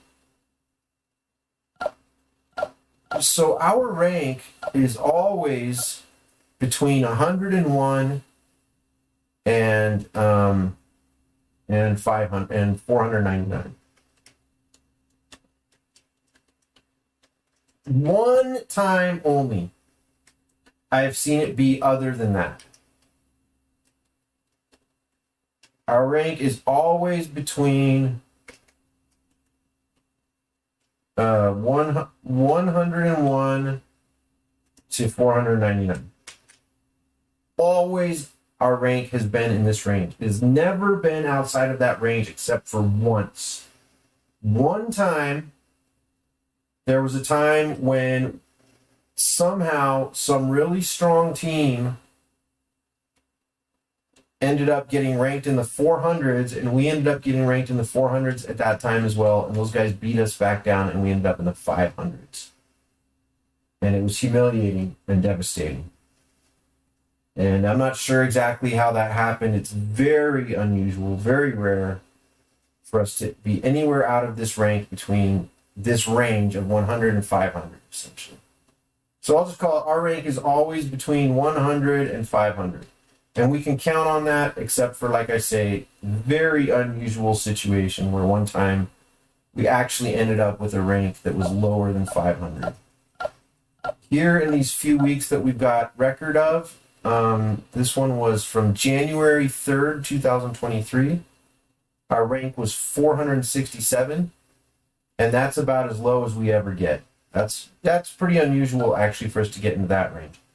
Our rank is usually somewhere in the 300s or the 200s. Okay? Our rank is always between 100 and 500, and our rank is usually between 200 and 400. I mean, like 200 and 399. It's basically, usually it's going to be in the 200s and the 300s. Usually. Sometimes we get up into the hundreds, very rarely. A little more common, we end up in the 400s, but usually we're in that 200 to 400 range. So let's look at what the rewards are. And this is why I say that our rewards are always going to be 1,000 white stones if we win and 100 white stones if we lose, because, look.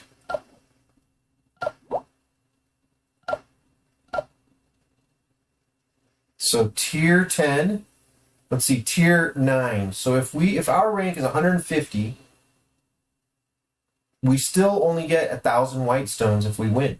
We don't get 2,000 white stones. We have to get to a rank of 90 to be able to get 2,000 white stones when we win. And a rank of 90 is still a long ways off, and even if we got that rank, we would lose. I'm not trying to be a pessimist. You know, let's just call it what it is. You can ask Brandon. You can ask Jiggy Widget. You can ask who was that wonderful angel that came in and joined our guild just for a couple of weeks that one time? Macchiato. You can ask that all of them, and they play up in those higher tiered matches, and they'll tell you we're not going to win if we get up to rank 90. It's just not. It's not in the cards right now for our guild. Maybe in 15 years, maybe in 5 years. Not tomorrow, not this week, not next week. So we're going to be in tier 9, tier 10, or tier 11 every single time. Without fail, we're going to be in one of these 3 tiers. And all 3 of these tiers, again, if you're here in the rewards tab, you can go and check it out yourself. You go into your siege, and then you go to the bottom right corner and click on any one of those icons and find the rewards. You can click on those or tap on those, and you can see that any one of those 3 tiers, 9, 10, and 11, the rewards are essentially the same. 100 or 1,000 white stones and 100 pink stones. And then the only thing that really changes is how many golden turds and Nixons and Jiggy Watts you get. And not a big difference over there. So we should not be terribly concerned about whether we are in tier 10 or tier 11. Because for tier 10 and tier 11, the rewards are almost the same. And it's much more worth it for us to try to get 2 wins in a row, even if we're in tier 11, than to get 1 win and then 1 loss and then 1 win and then 1 loss even if we're in tier 10. Because just by getting 1 extra win in a row, we more than make up for the difference. Tier 9 will end up in every now and then. We have never won in tier 9. we could someday. I think that is within our grasp. But we've hit tier 9 and then gotten blasted back down to tier 10 or tier 11 a lot of times. But usually our wins are either in tier 10 or especially in tier 11 is where we tend to win if we're in tier 11. Very rarely we'll lose if we're in the 300s or the 400s. And when we're in tier 10, it can go either way. I'd say it's about 50-50 when we're in tier 10. Now, once the rank is over 500, then it's a different situation. Tier 12 here, with a rank of 500 or more, then we would only get 500 white stones for a win. And this did happen to us once. But this is very unusual. It's not a common occurrence. It's not something we normally are going to deal with. Unless the Bizarro strategy backfires, which it well could. It well could. So if the Bizarro strategy backfires and everybody decides not to fight very hard because the other team looks weak, and then the other team secretly had an anti-Bizarro strategy where they were pretending to be weak and then they were just waiting until the end of the match to come and decimate us, then maybe we could end up in tier 12, the rank of 500 or lower, higher. What do you call it? A rank of the rank between 500 and 1,000. Is that a rank of 500 and higher or a rank of 500 and lower? Is a rank of 999 a high rank or a low rank? It's a higher number, but it's a lower rank. Now this, you can see this strategy is already getting confusing. So there's a lot, and this is nothing. This is just scratching the surface. So there's a lot going on here, and it can be quite complicated. But regardless of if you want to call it higher or lower, the point is that once we're in the 500s, that's like a bracket of absolute victory, and really almost never happens. Essentially, virtually never happens. Tier 11, that's where we live all the time, and tier 10, we also spend a lot of time right there. Every now and then we get bumped up to tier 9, and then that's like pretty much a guaranteed defeat. Once we get up there in tier 9, it's pretty unusual that we could win once we're in tier 9. But it's possible. I'm going to go through now and create an illustration and kind of show why you never really know, even if your rank is 250, let's say, or even if your rank is 350, you never really know how difficult of an enemy you're going to be up against, an opponent you're going to have. We've had weeks where we had a rank similar to the rank we have this week, and we just got decimated. This week we have a rank of 211. We're up against a 210. We've had other weeks where we've come into something similar to this and just gotten, we've just gotten devastated. But this week we're doing real well. We're at about 2,500. The opponent is about 2,700. We're only 200 points away. 226 points. 226 points, it looks like. Difference of 226 points. It's a close battle. 10 hours left. But we've had other times where we just get annihilated. And then we had a couple of weeks ago, we actually won a battle against the Old Man Stoners. There it is, the Old Man Stoners. It doesn't show what our rank was going into. Oh, if I go the week before, that'll tell us. Yeah, our rank was 204 against the Old Man Stoners, and we just barely pulled out a victory. Look at the difference here. 2,476 points versus 2,466 points. I mean, almost the exact same. Just hearing myself say it, I think I just even said the same words. They sounded so similar. That was a very close battle. And that was a battle for 204th place.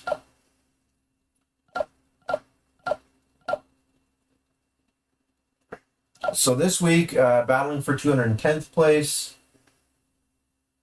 Really tight. And this is where we have the really fun battles because it's real close competition. Then if we win, we get bumped up and then it's not close competition, we get annihilated, and if we lose, we get bumped down. And then usually it's a pretty easy win, but not always. Not always. That brings us now to our next topic, which is going to be the illustration portion of this video broadcast. For those of you at home, let's see how many people we got tuning in here. Try to check my technical details. Looks like we got 0 viewers at home and a chat rate of 0 with 0 concurrent viewers. So we're nice and steady here. Nothing to worry about there. On the agrotizer network, which I'm quite proud to say now has, that's right, 4 subscribers. 4 people listening at home saying, yeah, I like what I'm seeing here and I want to see more. Got 39 views on one of my videos. Are you kidding me? Watch out, world, because here comes the agrotizer network. So for any of those 0 viewers at home just joining us, this is the agrotizer network with your host, eagleDog, presenting an animation throwdown live stream with an explanation of the Bizarro strategy. Very complicated, very difficult. There's all the information we've already reviewed.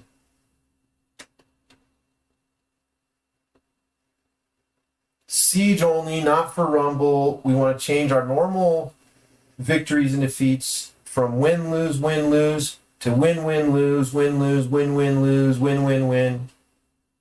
And the word Bizarro means opposite world. It comes from DC Comics. We want to keep our siege rank low while still winning. And our siege rank is based primarily on our score. We want to score higher than our opponents, but just barely. And in order to get the reward, you must fight at least 1 battle. So as a member of the guild, do go ahead and fight 1 battle. Just don't fight all 10 battles unless you need to. This particular week, you can see I fought all 10 battles. And I'm going to go through and do a diagram right now to illustrate why that is. Our rank is always between 101 and 500. Well, I'm just going to keep it this way. It's always in the 100s to the 400s. It's essentially never outside of that range, and it's usually somewhere between 200 and 400. Okay, here we are. So it's time to illustrate what this is all about. So this is the Bizarro strategy breakdown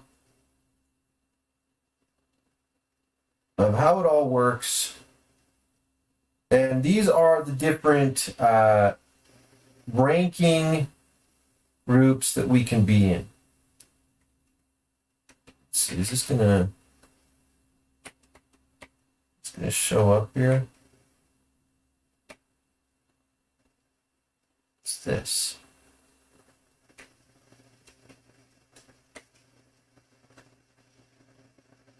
Oh dear. Did it end? Are we still live? What's going on? Why is it playing back?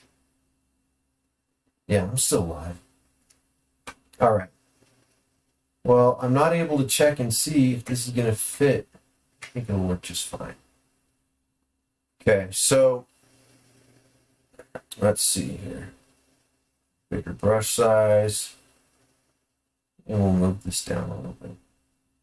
Just in case I'm not able to check my backpage information. So these are the different rankings that are possible. We'll say 1, another one, another one, another one, another one. Okay, I think that's all of our groups. That's it.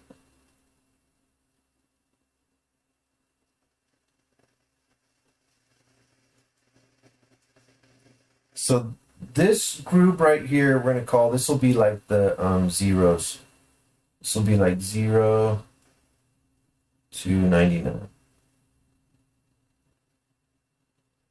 I think this brush is a little bit too mighty.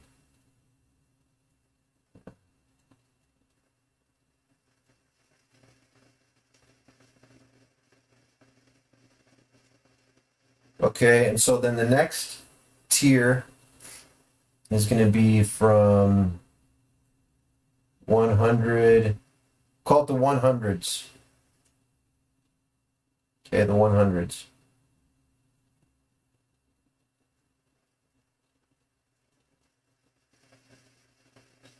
Let's see, I'm going to try my tablet here, see if it's any easier for me to do this. Okay, so the next group after that will be the 200s.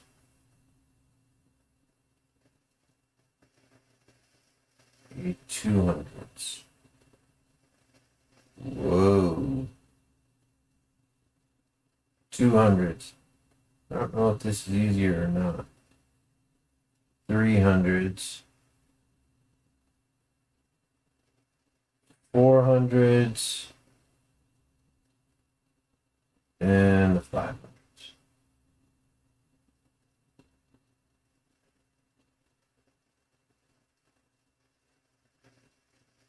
So, as discussed,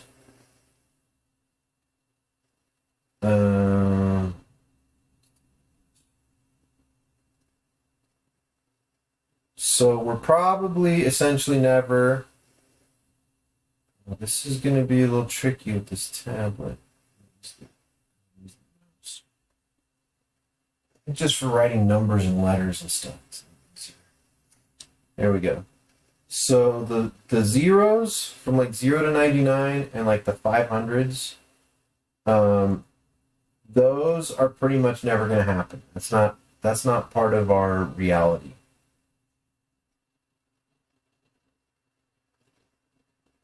And then in the 100s, that's going to be like fierce competition, and we're almost guaranteed to get destroyed.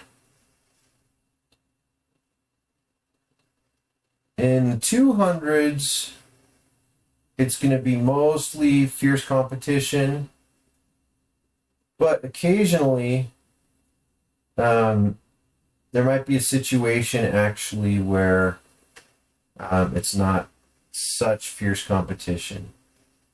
And then in the 300s, less competitive still, like that. And then in the 400s, it's going to be less competitive still.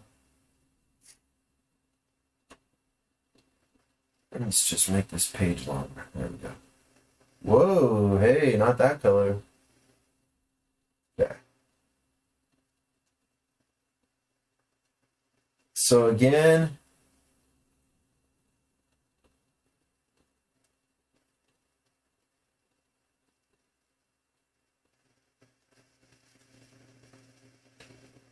oh, I can use the line tool.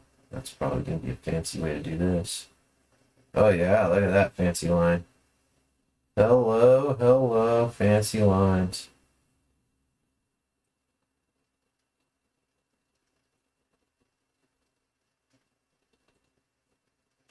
Okay, so again, our areas that we're most concerned with here are the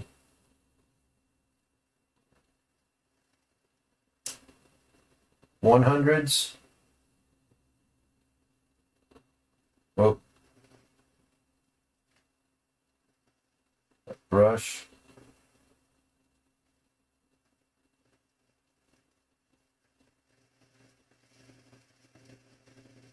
$100s. $200s. $300s. And the $400s. And remember that the 300s and the 400s are actually the same tier as far as the actual reward tiers. But in terms of the difficulty of the opponents that we face, it can vary. 300s tend to be a little bit less easier than the 400s. The 400s tend to be quite easy. So the thing that I want to point out about this playing field is that you'll have these different teams, these different guilds. You got up here, rank number 1. You got the wolves, right? Big bad wolves. And they're always ranked number 1. And then, like maybe down here around like 60, you got the Sinners Inn.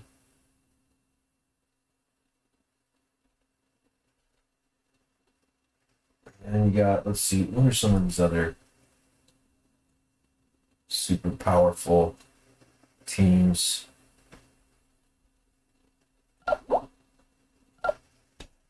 Kill All Humans. Oh yeah, the Usual Suspects. Ace McCloud, Art of War, Breaking Good, Strangest Things,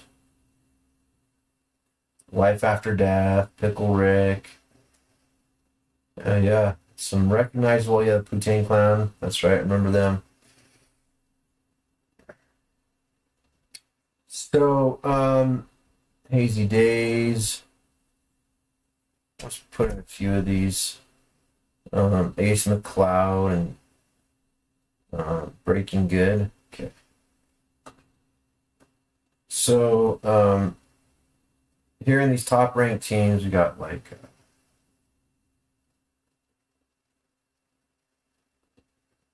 Breaking Good, and we saw Strangest Things. Okay, and so forth. So, and they're all in different ranks. And the Wolves are always, those guys are always number 1. They have not gotten bumped out of that spot in about a year that I've noticed. But these other teams, they'll sometimes, they'll win or they'll lose against each other, and they'll change spots. Some of them will go a little bit higher, and some of them will go a little bit lower. So I'm just going to represent all these other guilds over here just with circles. And so what'll happen in any given week, one of these guys will move up a little bit, and another one will move down a little bit, and another one will move up, another one will move down, and so they're constantly kind of reshuffling. And then one of them will get bumped from the bottom of the 0 to 99s up over to the top of the 100s. Like that.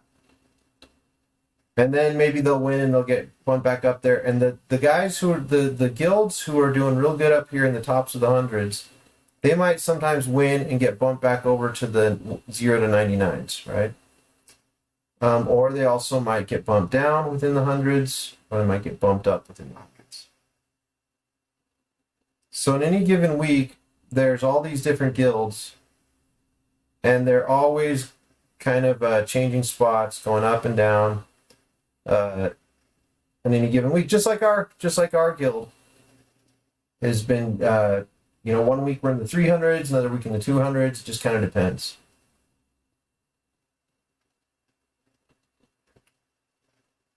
And these colors actually would be better represented. I think it's better. I think I can do a better job here. I think we can do it like actually like this. So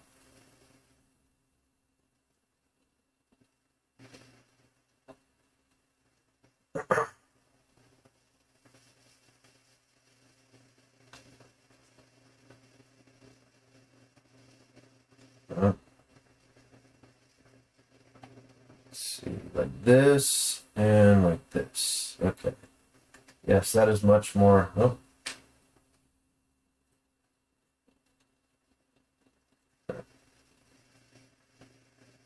Yeah. And then similarly, it's like this.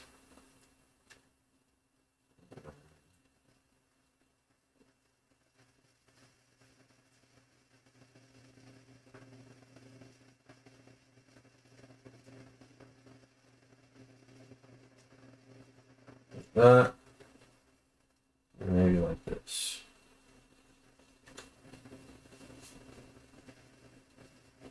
There we go. That's a little more accurate of our little heat map. This is what we call a heat map. So then some of these guys, when they're in the hundreds, they'll get bumped back down to the top of the 200s. Right? Whoa. Need that tablet. For making circles, the tablet is vastly superior to the mouse.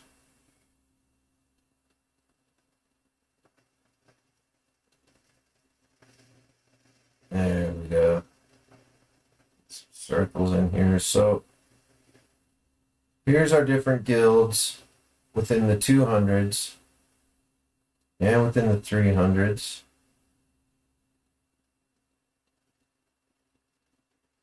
And within the 400s.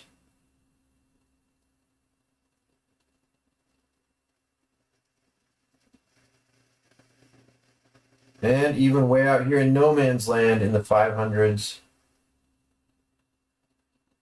to the thousands and even the 2000s.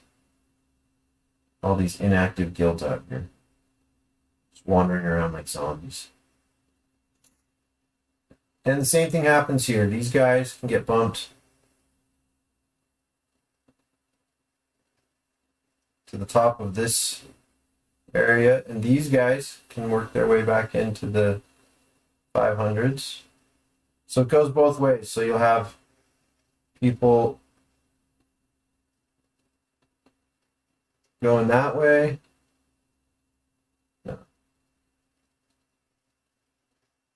That way. You'll have people going that way. Going that way. And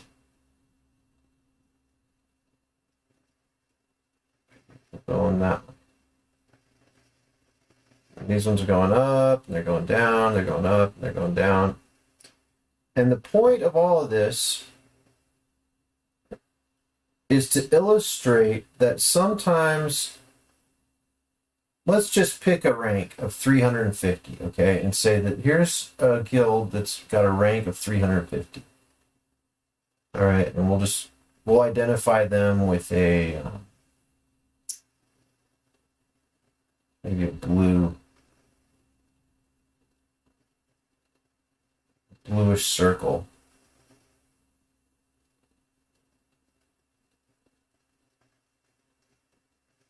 Okay, here's our guild that's in the 300s, all right? And they've got a rank of 350.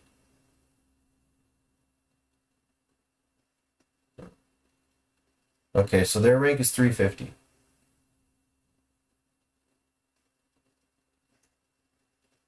Well, that's just this week.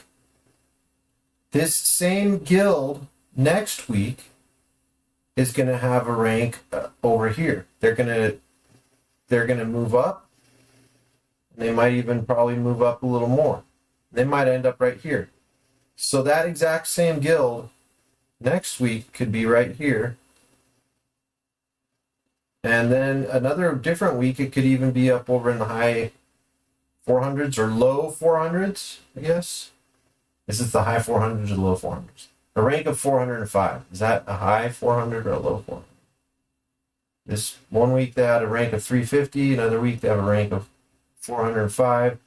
Another week they have a rank of 286. But it's always that same blue guild right there. But they're floating around in different places. Well, then, let's say there's another guild that's like just so powerful, you know. That they're so powerful that we'll use a plum color, kind of pinkish plumish color. But they're not in the top 100, but they're like, you know, they're pretty dang good. Like one week, we'll say that they got a score of, it looks gray. You need something a little more identifiable. There. Okay, so there, this guy here. This pink circle here. Well, that's them one week, but then another week they might be over here. And another week they might end up actually like over here. And then sometimes they could even every now and then make it up to like 99.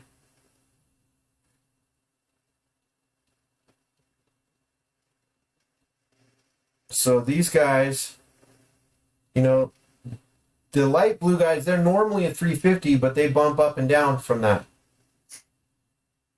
Well, the pink guys, they're normally like 160, or no, we'll say they're like normally like 140, let's say. But they also move up and down from that. So they might, one given week, they might be like a 93. And then another week, they might be a even as much as like a 292. Because just like us, they're going to move up and down. So then comes the crazed monkeys. And let's represent us with a bright yellow. Okay, so, and our kind of average score is like 250, I'd say. That's typically kind of where we reside.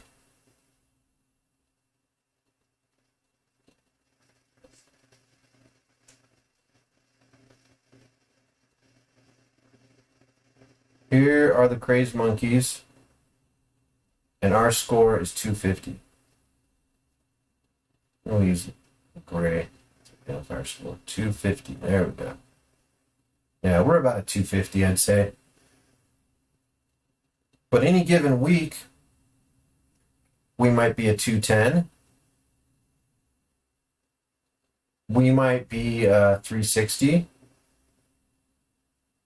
We sometimes could even end up in the 400s. We've been like a 470, 450.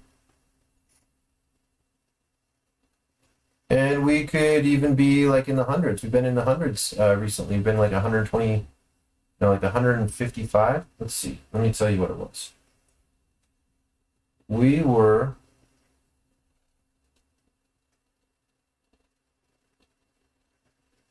I can tell you right now.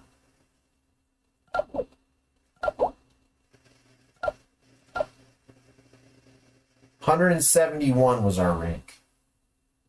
We were ranked 171 not too long ago. And 125. We were ranked 125 after we beat the Old Man Stoners. We were ranked 204, and then we beat the Old Man Stoners. We got a rank of 125, and then we lost Brandon. So it's going to be a little tougher, but I think it's still possible to win some of these tight battles like the one we're in right now.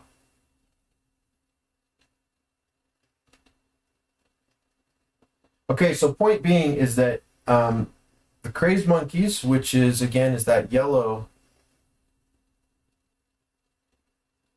Should give it like two colors so it stands out a little better. It'll be yellow and light pink. Maybe we'll just make it look like a little dude. Look, here's the crazed monkeys. A little dude. There's our crazed monkeys, just so you can identify them and keep track of them. In this diagram of the Bizarro strategy. I don't know if that helps a lot or not, but that's the crazed monkeys. So the point is that we could be in the 100s, we could be in the 200s, the 300s, or the 400s. And for any of those areas, the reward is always going to be the same. All of these sections have the same exact rewards. Almost the same exact rewards, which is 1,000 white stones. Now these guys up here get 2,000 white stones, the 0 to 99s, and then the 500s, they get only 500 white stones. They get 500, these guys get 2,000. But everyone here in the middle, we all get 1,000. All get 1,000 white stones if we win, and we get 1/10 of that if we lose. But that doesn't mean that all these opponents are going to be equally challenging or equally easy to fight against. Oh, this will help me. Look, oh yeah, there's our crazed monkeys, okay?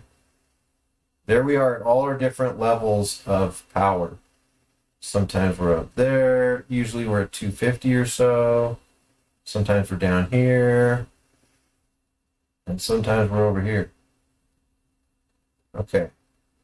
Now the point is that let's say that like 1 week that we're 250, okay? We're at a 250.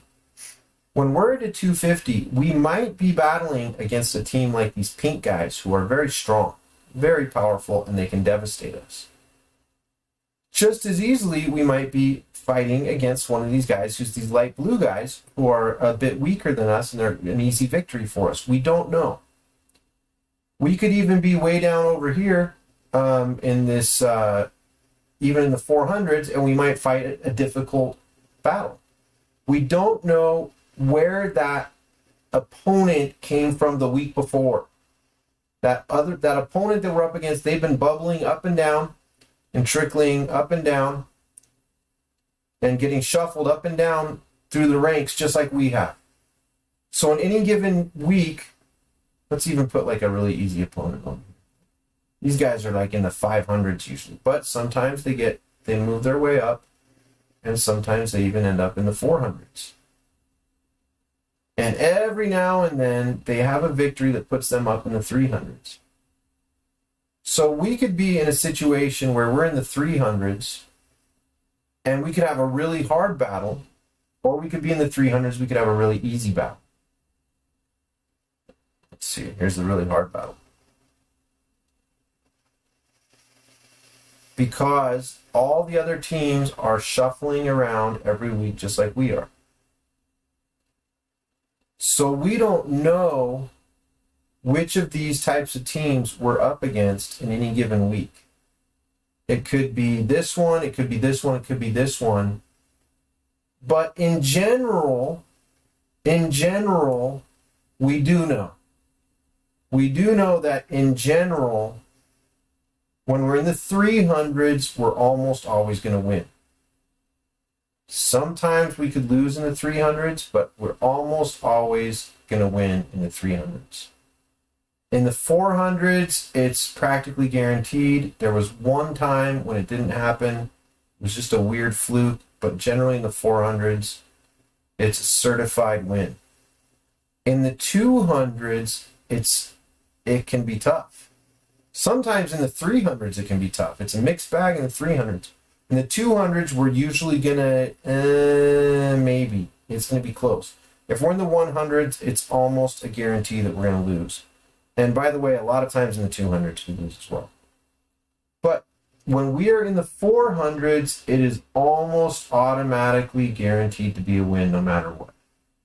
So the 400s is the area where we are pretty much, no matter what, guaranteed to almost no matter what have a victory.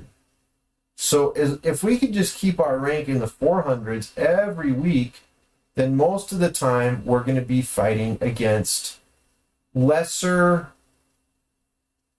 powerful, less active guilds that are easier for us to win against. Whereas when we're in the 200s, it's going to be a lot more challenging, and the 300s so-so. So as much as we can keep our rank, what we want to do then, let's move down. So we want to keep our rank, what color is us? Bright yellow. So we want to keep our rank in the 400s. Or if we have to, in the 300s. As long as we can. Now, we're always going to end up winning at some point, and we're always going to end up working our way up to the 200s. But we want, as much as we can, we want to keep ourselves in this 300s to 400s range, because those are pretty much guaranteed wins, especially if we're in the greater 300s, like we're 380, I guess lower ranked 300s down here, down in this area, like up in this area, then we're more likely to win. And the way our rank is determined each week is by our score. That's what the internet tells us, is that score determines rank.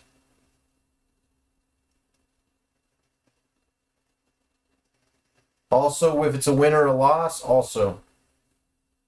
So win or loss and score determines the rank. Okay, those are the things that determine the rank. What does not determine our rank is like how many points we win by.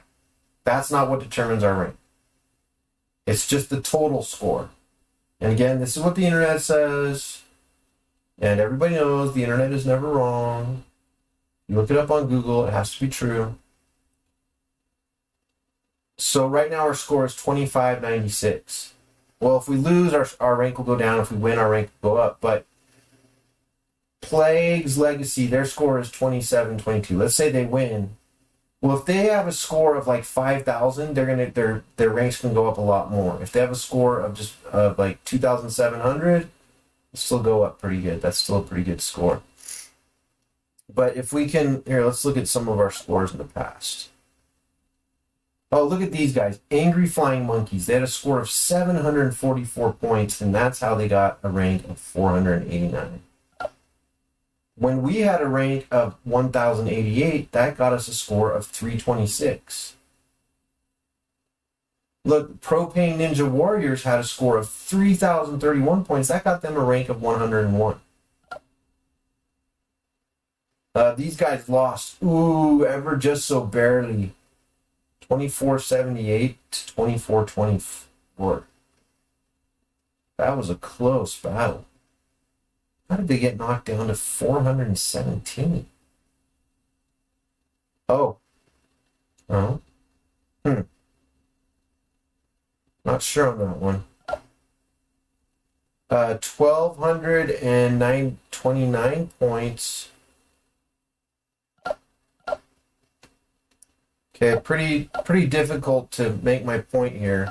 It almost seems like I'm, in fact, contradicting. It seems like the data does not necessarily support what I'm saying here. So, we'll have to keep our eye out and see if it's true. Oh, there's an example. 6,897 points. They got ranked up to 72. Whereas the previous week, they were 125. Wow, fear the keepers. They annihilated us. But we didn't do too bad, though. We still got more than 1,000 points, so that's pretty good. I think we're getting better as a team. Well, we'll have to keep our eye on these battles and see if the battle history really supports this theory or not. But the theory is, and according to the internet, this is the way it works. The theory is that it's the score is the main determinant. That's what the internet says, is that the score is the main determinant of the rank. Whether it's a win or a loss determines whether you go up or down, and then what your score is relative to the other people who won and lost is the thing that's going to determine your rank next week. Maybe this is just totally untrue, but that's what the internet says, and I think it does. Definitely my experience with the team, from what I've noticed, it seems to make a difference. That if we so let's say now we'll take a hypothetical example. Okay, so let's say that we're going up against a team in the 400s. Okay, so there's the Crazed Monkeys and there's the other team. Okay, and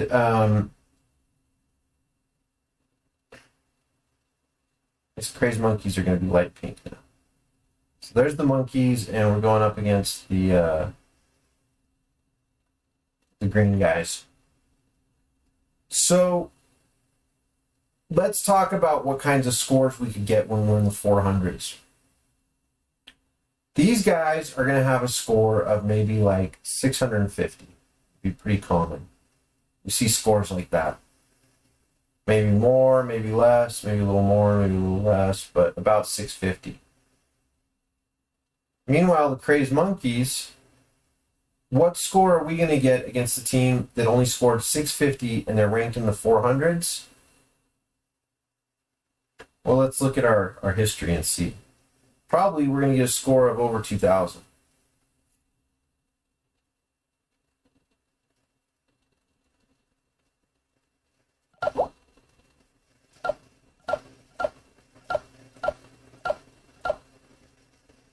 $2,400 points. Oh no, wait, I've deleted before. There we go. Wait. Now we're ranked 4. So here we go. This one. Okay, so this was on January 10th. So okay, on January 3rd, we got devastated by the squirrels nuts. They destroyed us. We scored still 2,414 points, but those guys got 4,124 points. They annihilated us. And so the next week we had a rank of 467. Previous week we had a rank of 301. So we went into this with a rank of 301. We got downgraded to 467. So the next week we were in the low 400s. And look at the scores. We got 3,743 points, and the fan club got 882 points. So that's an actual real world example. 882, 3743. Okay. So we'll say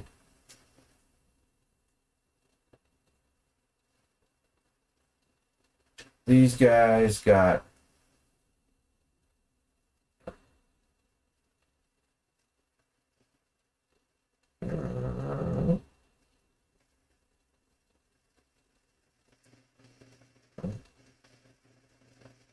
882, and our score was 3743.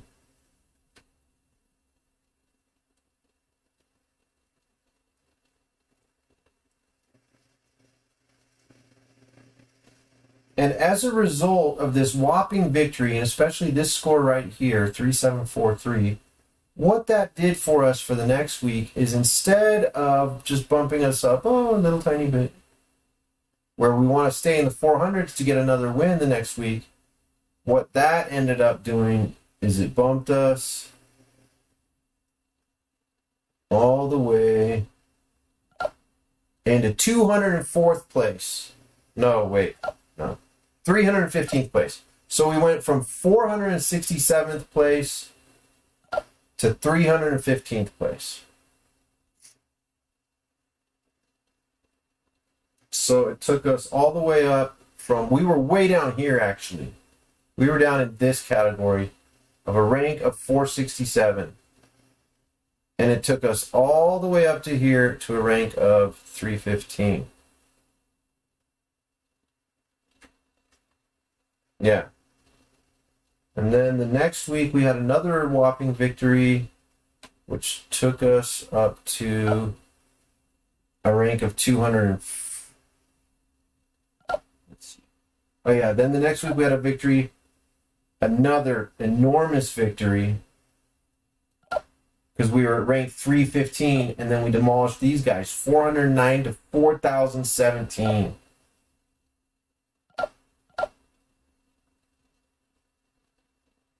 Wow, we were just couldn't stop scoring points and winning during that time period. Well, the concept is that we'll just take this one battle example right here. This is our example right here, okay? So the idea is that instead of making a score of 3,743,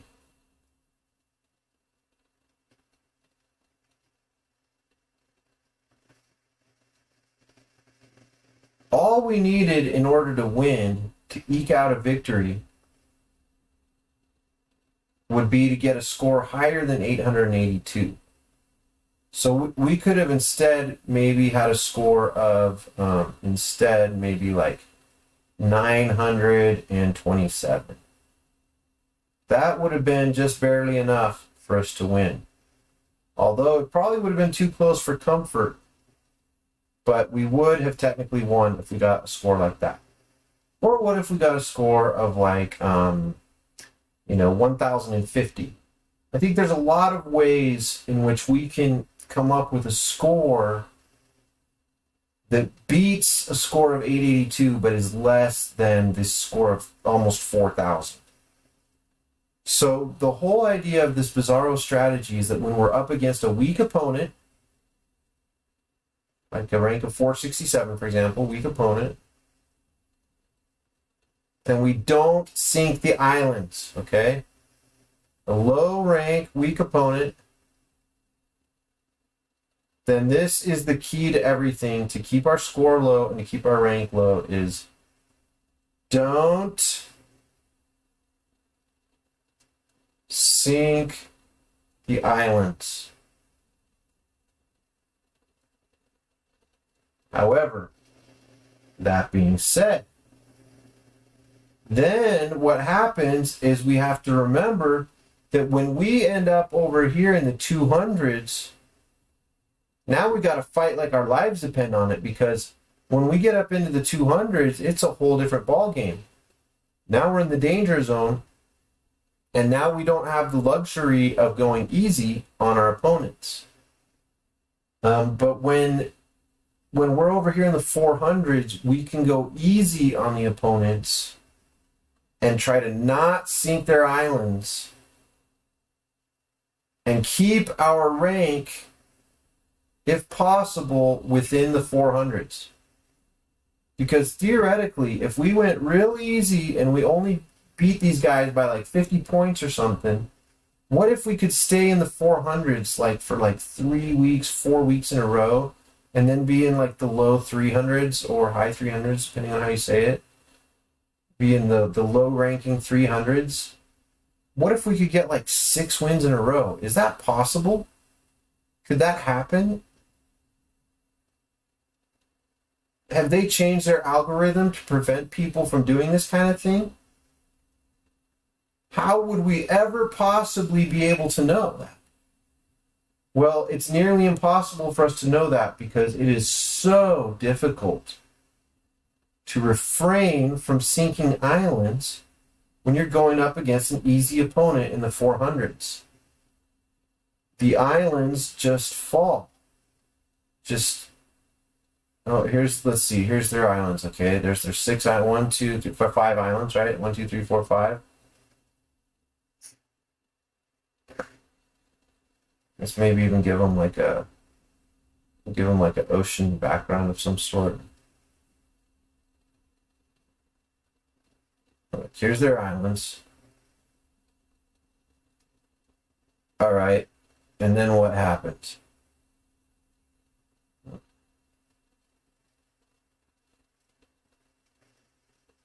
They're on fire. This one's on fire. This one's on fire. Got the smoke coming off of it. This one's got the smoke coming off of it. This one's got the smoke coming off of it.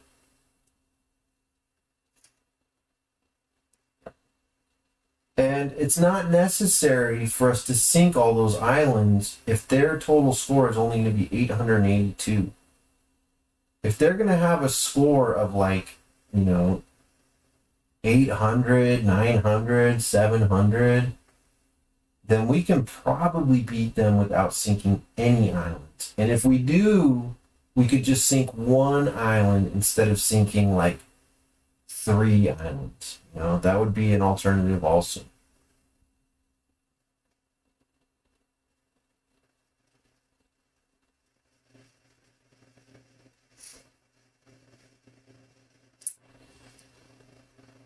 So let me just try to recap this. So basically the way that this would happen, I'm going to go back over to the actual anim. Let's just review here. We'll just switch back to the mouse. Just review the notes here. So again, these are the different ranks of our opponents. Obviously, the big bad wolves are going to be rank number 1. Breaking Good, Strangest Things, all these other high. These are the people who spend like $1,000, $2,000 a month on this game, you know. Hey, good for them, you know, that's fun. Not all of them, not all of them. But a lot of the people in those top tiers, they're spending a lot of money. Hey, and that's cool. That's fun, you know. Fun to have all that money to spend on video games. That's cool.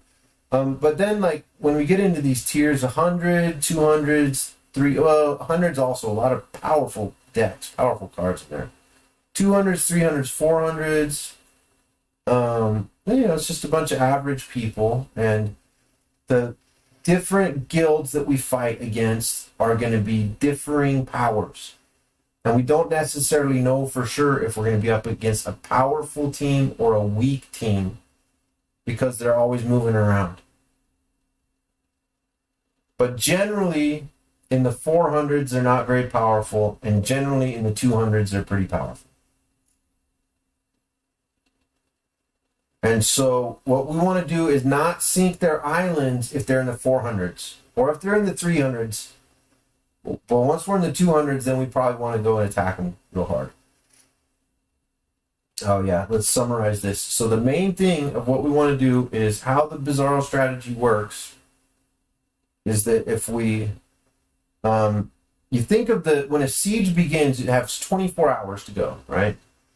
So let's look at our siege.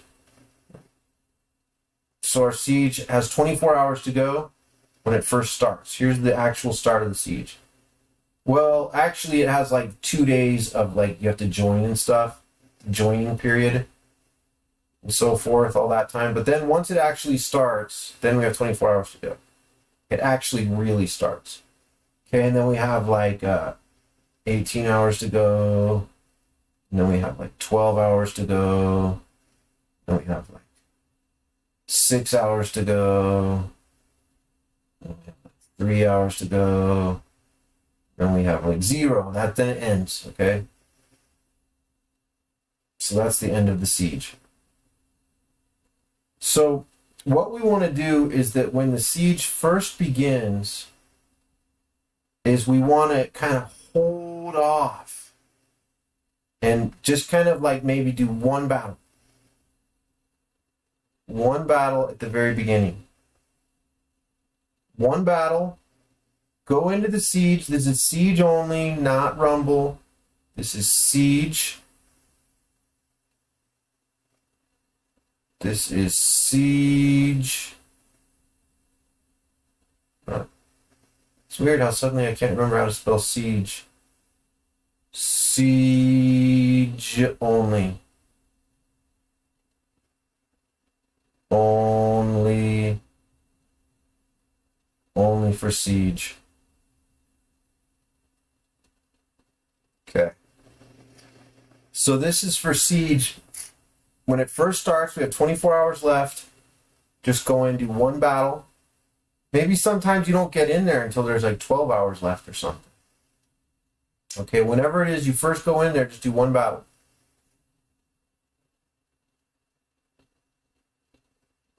And then check the scores of like our team and their team. So it's always going to have it like, you know, this screen. And it's like their side is like dark and our side is like light, right? And we have our islands. I don't know which spot. We have our islands, right? Here. And they got their islands over here, right? And you can actually see how much strength is on each island. It's got like the little numbers down there. And then there's a little info tab on the sides that say how much each individual player has participated and how much their score is and stuff. And then up at the top, there's like the actual scores of our two teams. And we got like our score and their score, okay? So if the scores are close, if it's like pretty close battle over here between our score and their score, then you know, maybe try to get ahead, go fight a little bit and try to get us ahead. If they're way ahead of us and they're just totally winning, then we just want to attack and catch up. But if the situation is like and I've seen this a lot of times, like the Crazed Monkeys, our score is like maybe 1983, and their score is like 361. Then at that point, then it's better to hold off and not just keep destroying all their islands. It's fun. It's more fun to just destroy all their islands. But then we're going to have a harder battle the next week because we're going to get bumped up further on this list. We're going to get bumped up into the 200s. Bumped up into the 300s to 200s. But if we just barely beat them, then maybe we could stay in the 400s and keep getting win, win, win, win, win, win, win, win, win, win, win, win, win, win. Now, I don't know if we could actually get 7 wins in a row. That might be pushing it, but we've gotten 3 so far. Could we get 4? Could we get 5? The only way we'll know is if we test this theory. And the only way we'll test this theory is with everybody trying to participate. But the most important thing that I want to mention is that this is voluntary. So this is only if you want, and there's no pressure. And if you just blow up all the islands, it's cool, okay? That's fine. I'm here to have fun, and I like the guild that I'm in. I like being part of the Crazed Monkeys. And so if people just go in and blow up all the islands, maybe we win one week and we lose a different week, and then another week we win. Maybe we lose 7 weeks in a row, although that's never happened that I know of. But even if we did, I would still love being on the guild. And of course that wouldn't happen because we have lots of participation. We have a good guild. Our participation is usually 20 plus. I would say as long back as I can remember, it's always been 20 plus. There might have been some times it was in the teens, but doesn't come to mind for me. It's usually 20 plus. Pretty much always 20 plus. Even more important than doing this Bizarro strategy. I know it sounds so weird when I say don't destroy the islands. Like what? Not destroy the islands?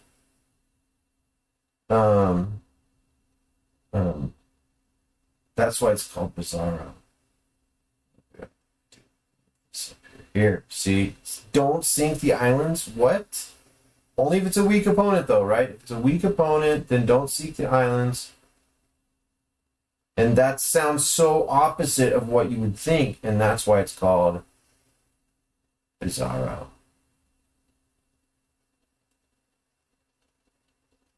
Bizarro. Because it's backwards. This whole idea is backwards of what anyone would think would be normal or would make any sense. Don't sink the islands? What? Bizarro. This is the Bizarro strategy. Backwards, alternate universe, unthinkable, strange strategies.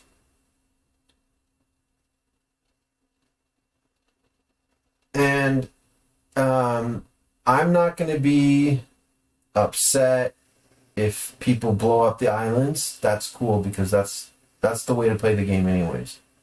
And the Bizarro strategy is like playing it wrong. So if you want to play the game the right way, that's cool. Like, why am I going to be, feeling bad about that? I'm trying to convince everybody, or at least it's not important to me to convince you. I just want to demonstrate like the idea, the concept here. And it's up to you if you want to try it out or not. And, a lot of the guild members have been interested in it and they've been like, oh yeah, let's do it. And like, they've tried it out. It seems like it's been working for us. It's not been like everyone hasn't necessarily totally remembered to not destroy the islands all the time.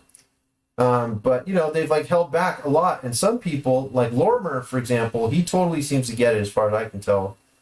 Because I even see in his comments, he's like, oh, wait, you know, we're already way ahead of that other team. Let's not destroy everything. But that's cool. That's awesome. But I just want to say, like, it's for me, if people don't want to do this or forget to do this or forget to try it out or whatever, it's cool. You know, I think our guild will still continue to grow and continue to get mightier.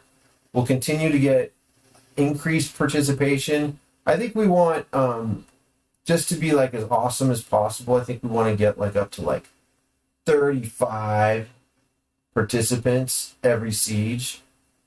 And like on any given Rumble match, like 25 or even 30. That's like the big 35 plus. 35 plus participation. I think that is like more important in terms of a goal for the guild. And then like the this strategy, this Bizarro strategy is just like a fun, interesting, numerical, conceptual idea that we can try out, you know, if and when people are interested. And I'll always be cheerleading for it. I'll always be like, hey, let's go easy on these guys this time. Unless we're up in the 200s, in which case I'll be like, just go for it, try to destroy them. So I'll always be cheerleading for it, but I'm always, I'm just happy to be part of the team. And I guess the one thing I'll say is that I am a person who's interested in numbers and like random number theory and like, you know, random number generators, RNG, and statistics and probabilities and stuff. And so maybe that's part of why like I feel like I perform pretty well for only having 5 mythic cards. But then again, I'm about to get a whole bunch more. But maybe, you know, maybe these numerical, philosophical, trigonometry, cosine of the sine of the tangent theories that I'm talking about, you know, maybe they work. Maybe they don't, but I will say we did get 3 wins one time not too long ago, so that was pretty fun. Okay, so let me go back here to the animation throwdown screen, and we're going to close up and finish up.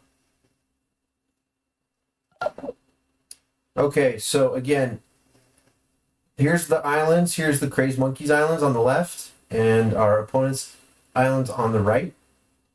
So when the siege first begins, you would want to come in here, just pick an island, and just only do 1 battle, and then come back and see later and check the scores up at the top. And right now, in this particular situation, you would look at it and you would say, okay, they are ranked 210, we're 211, so it's probably going to be a hard opponent.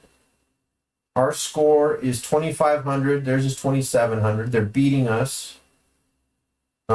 If I look at the information tabs, they got a bunch of hundreds, so they're pretty strong, and they've got 27 total participation. On our side, we've got a couple of hundreds, we've got a lot of 80s and 70s, that's good. We've got 23 total participation, so that's pretty, 23 and 27. So they got a little bit more participation than us. Okay, it looks like this is going to be a hard-fought battle. I'm going all out. I'm going to fight all 10 of my battles. We got to do our best because this is going to be a tough battle.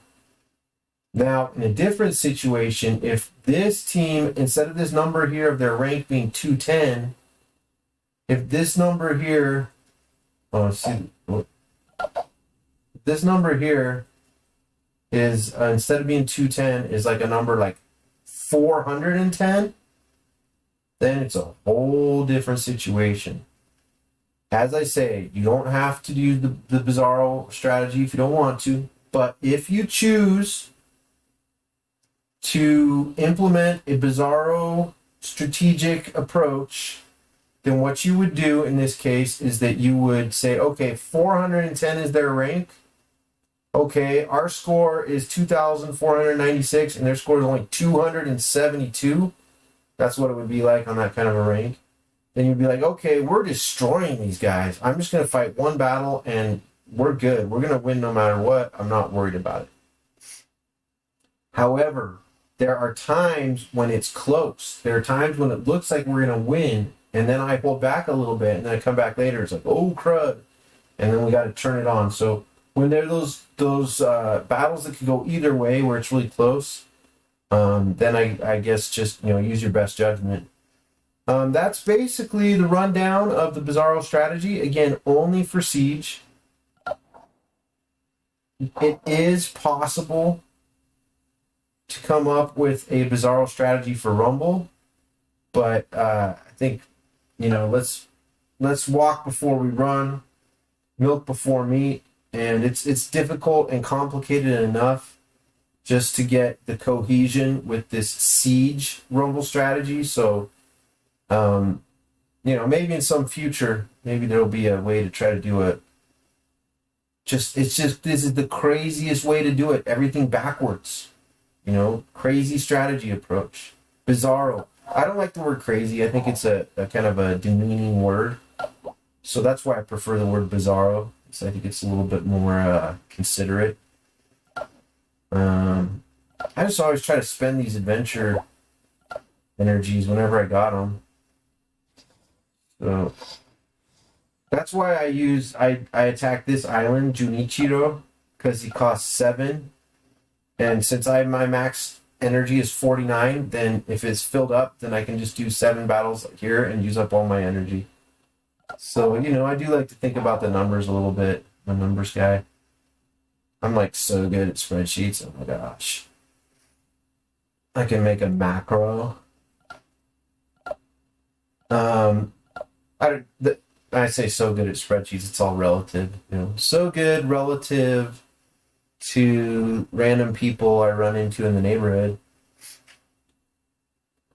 Yeah, I'm pretty, got a pretty good hang of it. It'd be kind of fun to do it. Show some spreadsheet tricks on one of these broadcasts. Maybe someday. I'm still working right now. I'm trying to get the sound quality, trying to get the rhythm, trying to explain some technical concepts.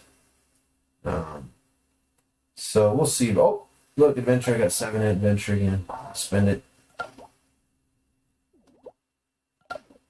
It's like, on the one hand, I want to spend it all. But on the other hand, I don't normally want to go to the effort of switching islands and actually going and switching to a different island. I just prefer to keep it right there. And then if the adventure energy gets above 7, then I'll go in and spend it. That gives you kind of a notion of the limits of, I want things to be quick and efficient. I want to get in here, do what I'm doing, and be on my way and do other stuff. So I go in, I do my 5 daily quests, and then be on with my life, maybe set up my deck a little bit, maybe spend 15, 20 minutes about once every week or two just kind of shaping up my decks. But in general, I just try to be quick, get in there, participate, make sure I've got all these events zeroed out. Make sure I've got, look at how I did on the Valentine's Clash. I got 8,111. I was so close to hitting that next milestone of 8,500. I would have gotten 65 more mythic stones of a variety of types, both object and character. I was nowhere close to hitting that milestone 3, and I hit milestone 3 pretty regularly. I almost always get milestone 2. Obviously, this time I was not so fortunate. One time in my life, I hit milestone 4. That was a very satisfying experience for me to be able to hit that milestone 4. Just to have the satisfaction of it, I got up to level 80 on that last Swole Club challenge. Reached level 83.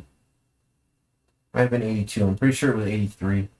I didn't think I was going to get past 79, and then one of my researches that took 2 days, it finally finished, and all of a sudden that bumped me up over 82. I used a strategy that I got from our fearless leader, Stephen Tomeo, just focusing on American Family Guy stuff. American Family Guy upgrades, American Family Guy deck, American Family Guy. That was my approach, and that's what worked. I do have 3 quad snots in my deck, so that does help. Alright, well that pretty much wraps it up here. Should we do a bunch of practice? I guess I can't do practice unless I've used up all my energies here. Just like endless practice battles. My practice. Oh, look at this. Bubble. Shows me the player's profile. Ooh, 26 mythic cards. Ooh, he might be a little strong. 15,000 PvP wins. Ooh. Oh. Here's a trivia question. What is this player... Below the player ID where it's got like this number? 215 out of 500. What's that? What is that? We may never know. It's a mystery. Oh, it shows me his rankings too.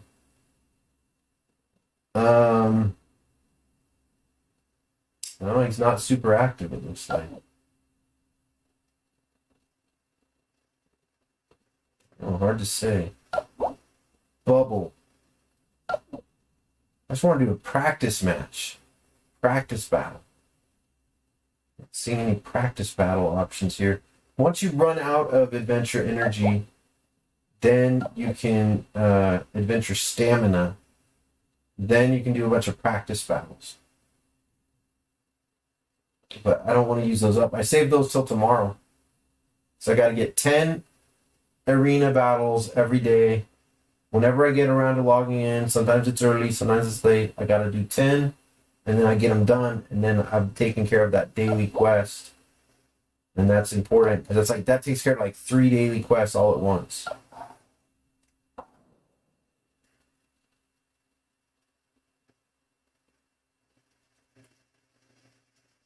think that about wraps it up with this animation throwdown live stream, covering the intricacies of the Bizarro strategy with an infinite level of detail, much higher level of detail than anyone expected, even myself. And about to round up this Valentine's Day season, get into springtime, watch some tulips budding and blooming, some daffodils, some crocuses. Bulbs are ready to begin their springtime succession, their springtime succession.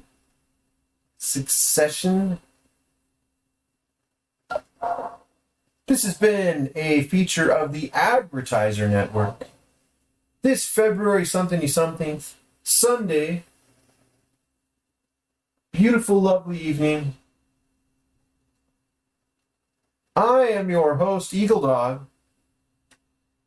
and with regards to my animation fighting simulator, let's see, animation throwdown is what we've just been broadcasting, and my animation fighting simulator character is timed out, disconnected for being idle for more than 20 minutes. I would say a good deal more than that. Bizarro strategy. Everything's opposite. Keep the siege rank low. Score higher than our opponent, but just barely. Try not to sink islands of weak opponents. You must fight at least one battle to receive the reward. Our rewards are always going to be 1,000 white stones if we win, 100 white stones if we lose. And our rank is always between 100 and 500. It's usually between 200 and 400. There you have it. All right. Thank you very much, ladies and gentlemen. It has been a pleasure to spend this time with all of my concurrent viewers. all 0 of my concurrent viewers. So I want to thank you all out there for being where you are. And my 4 subscribers, thank you so much for your support. That's it for tonight. We are wrapping up. Let's get some music. Let's go out with some music here. We're wrapping up this live stream of the Animation Throwdown. I am your host, eagleDog, here on the agrotizer Network. It has been your pleasure and mine.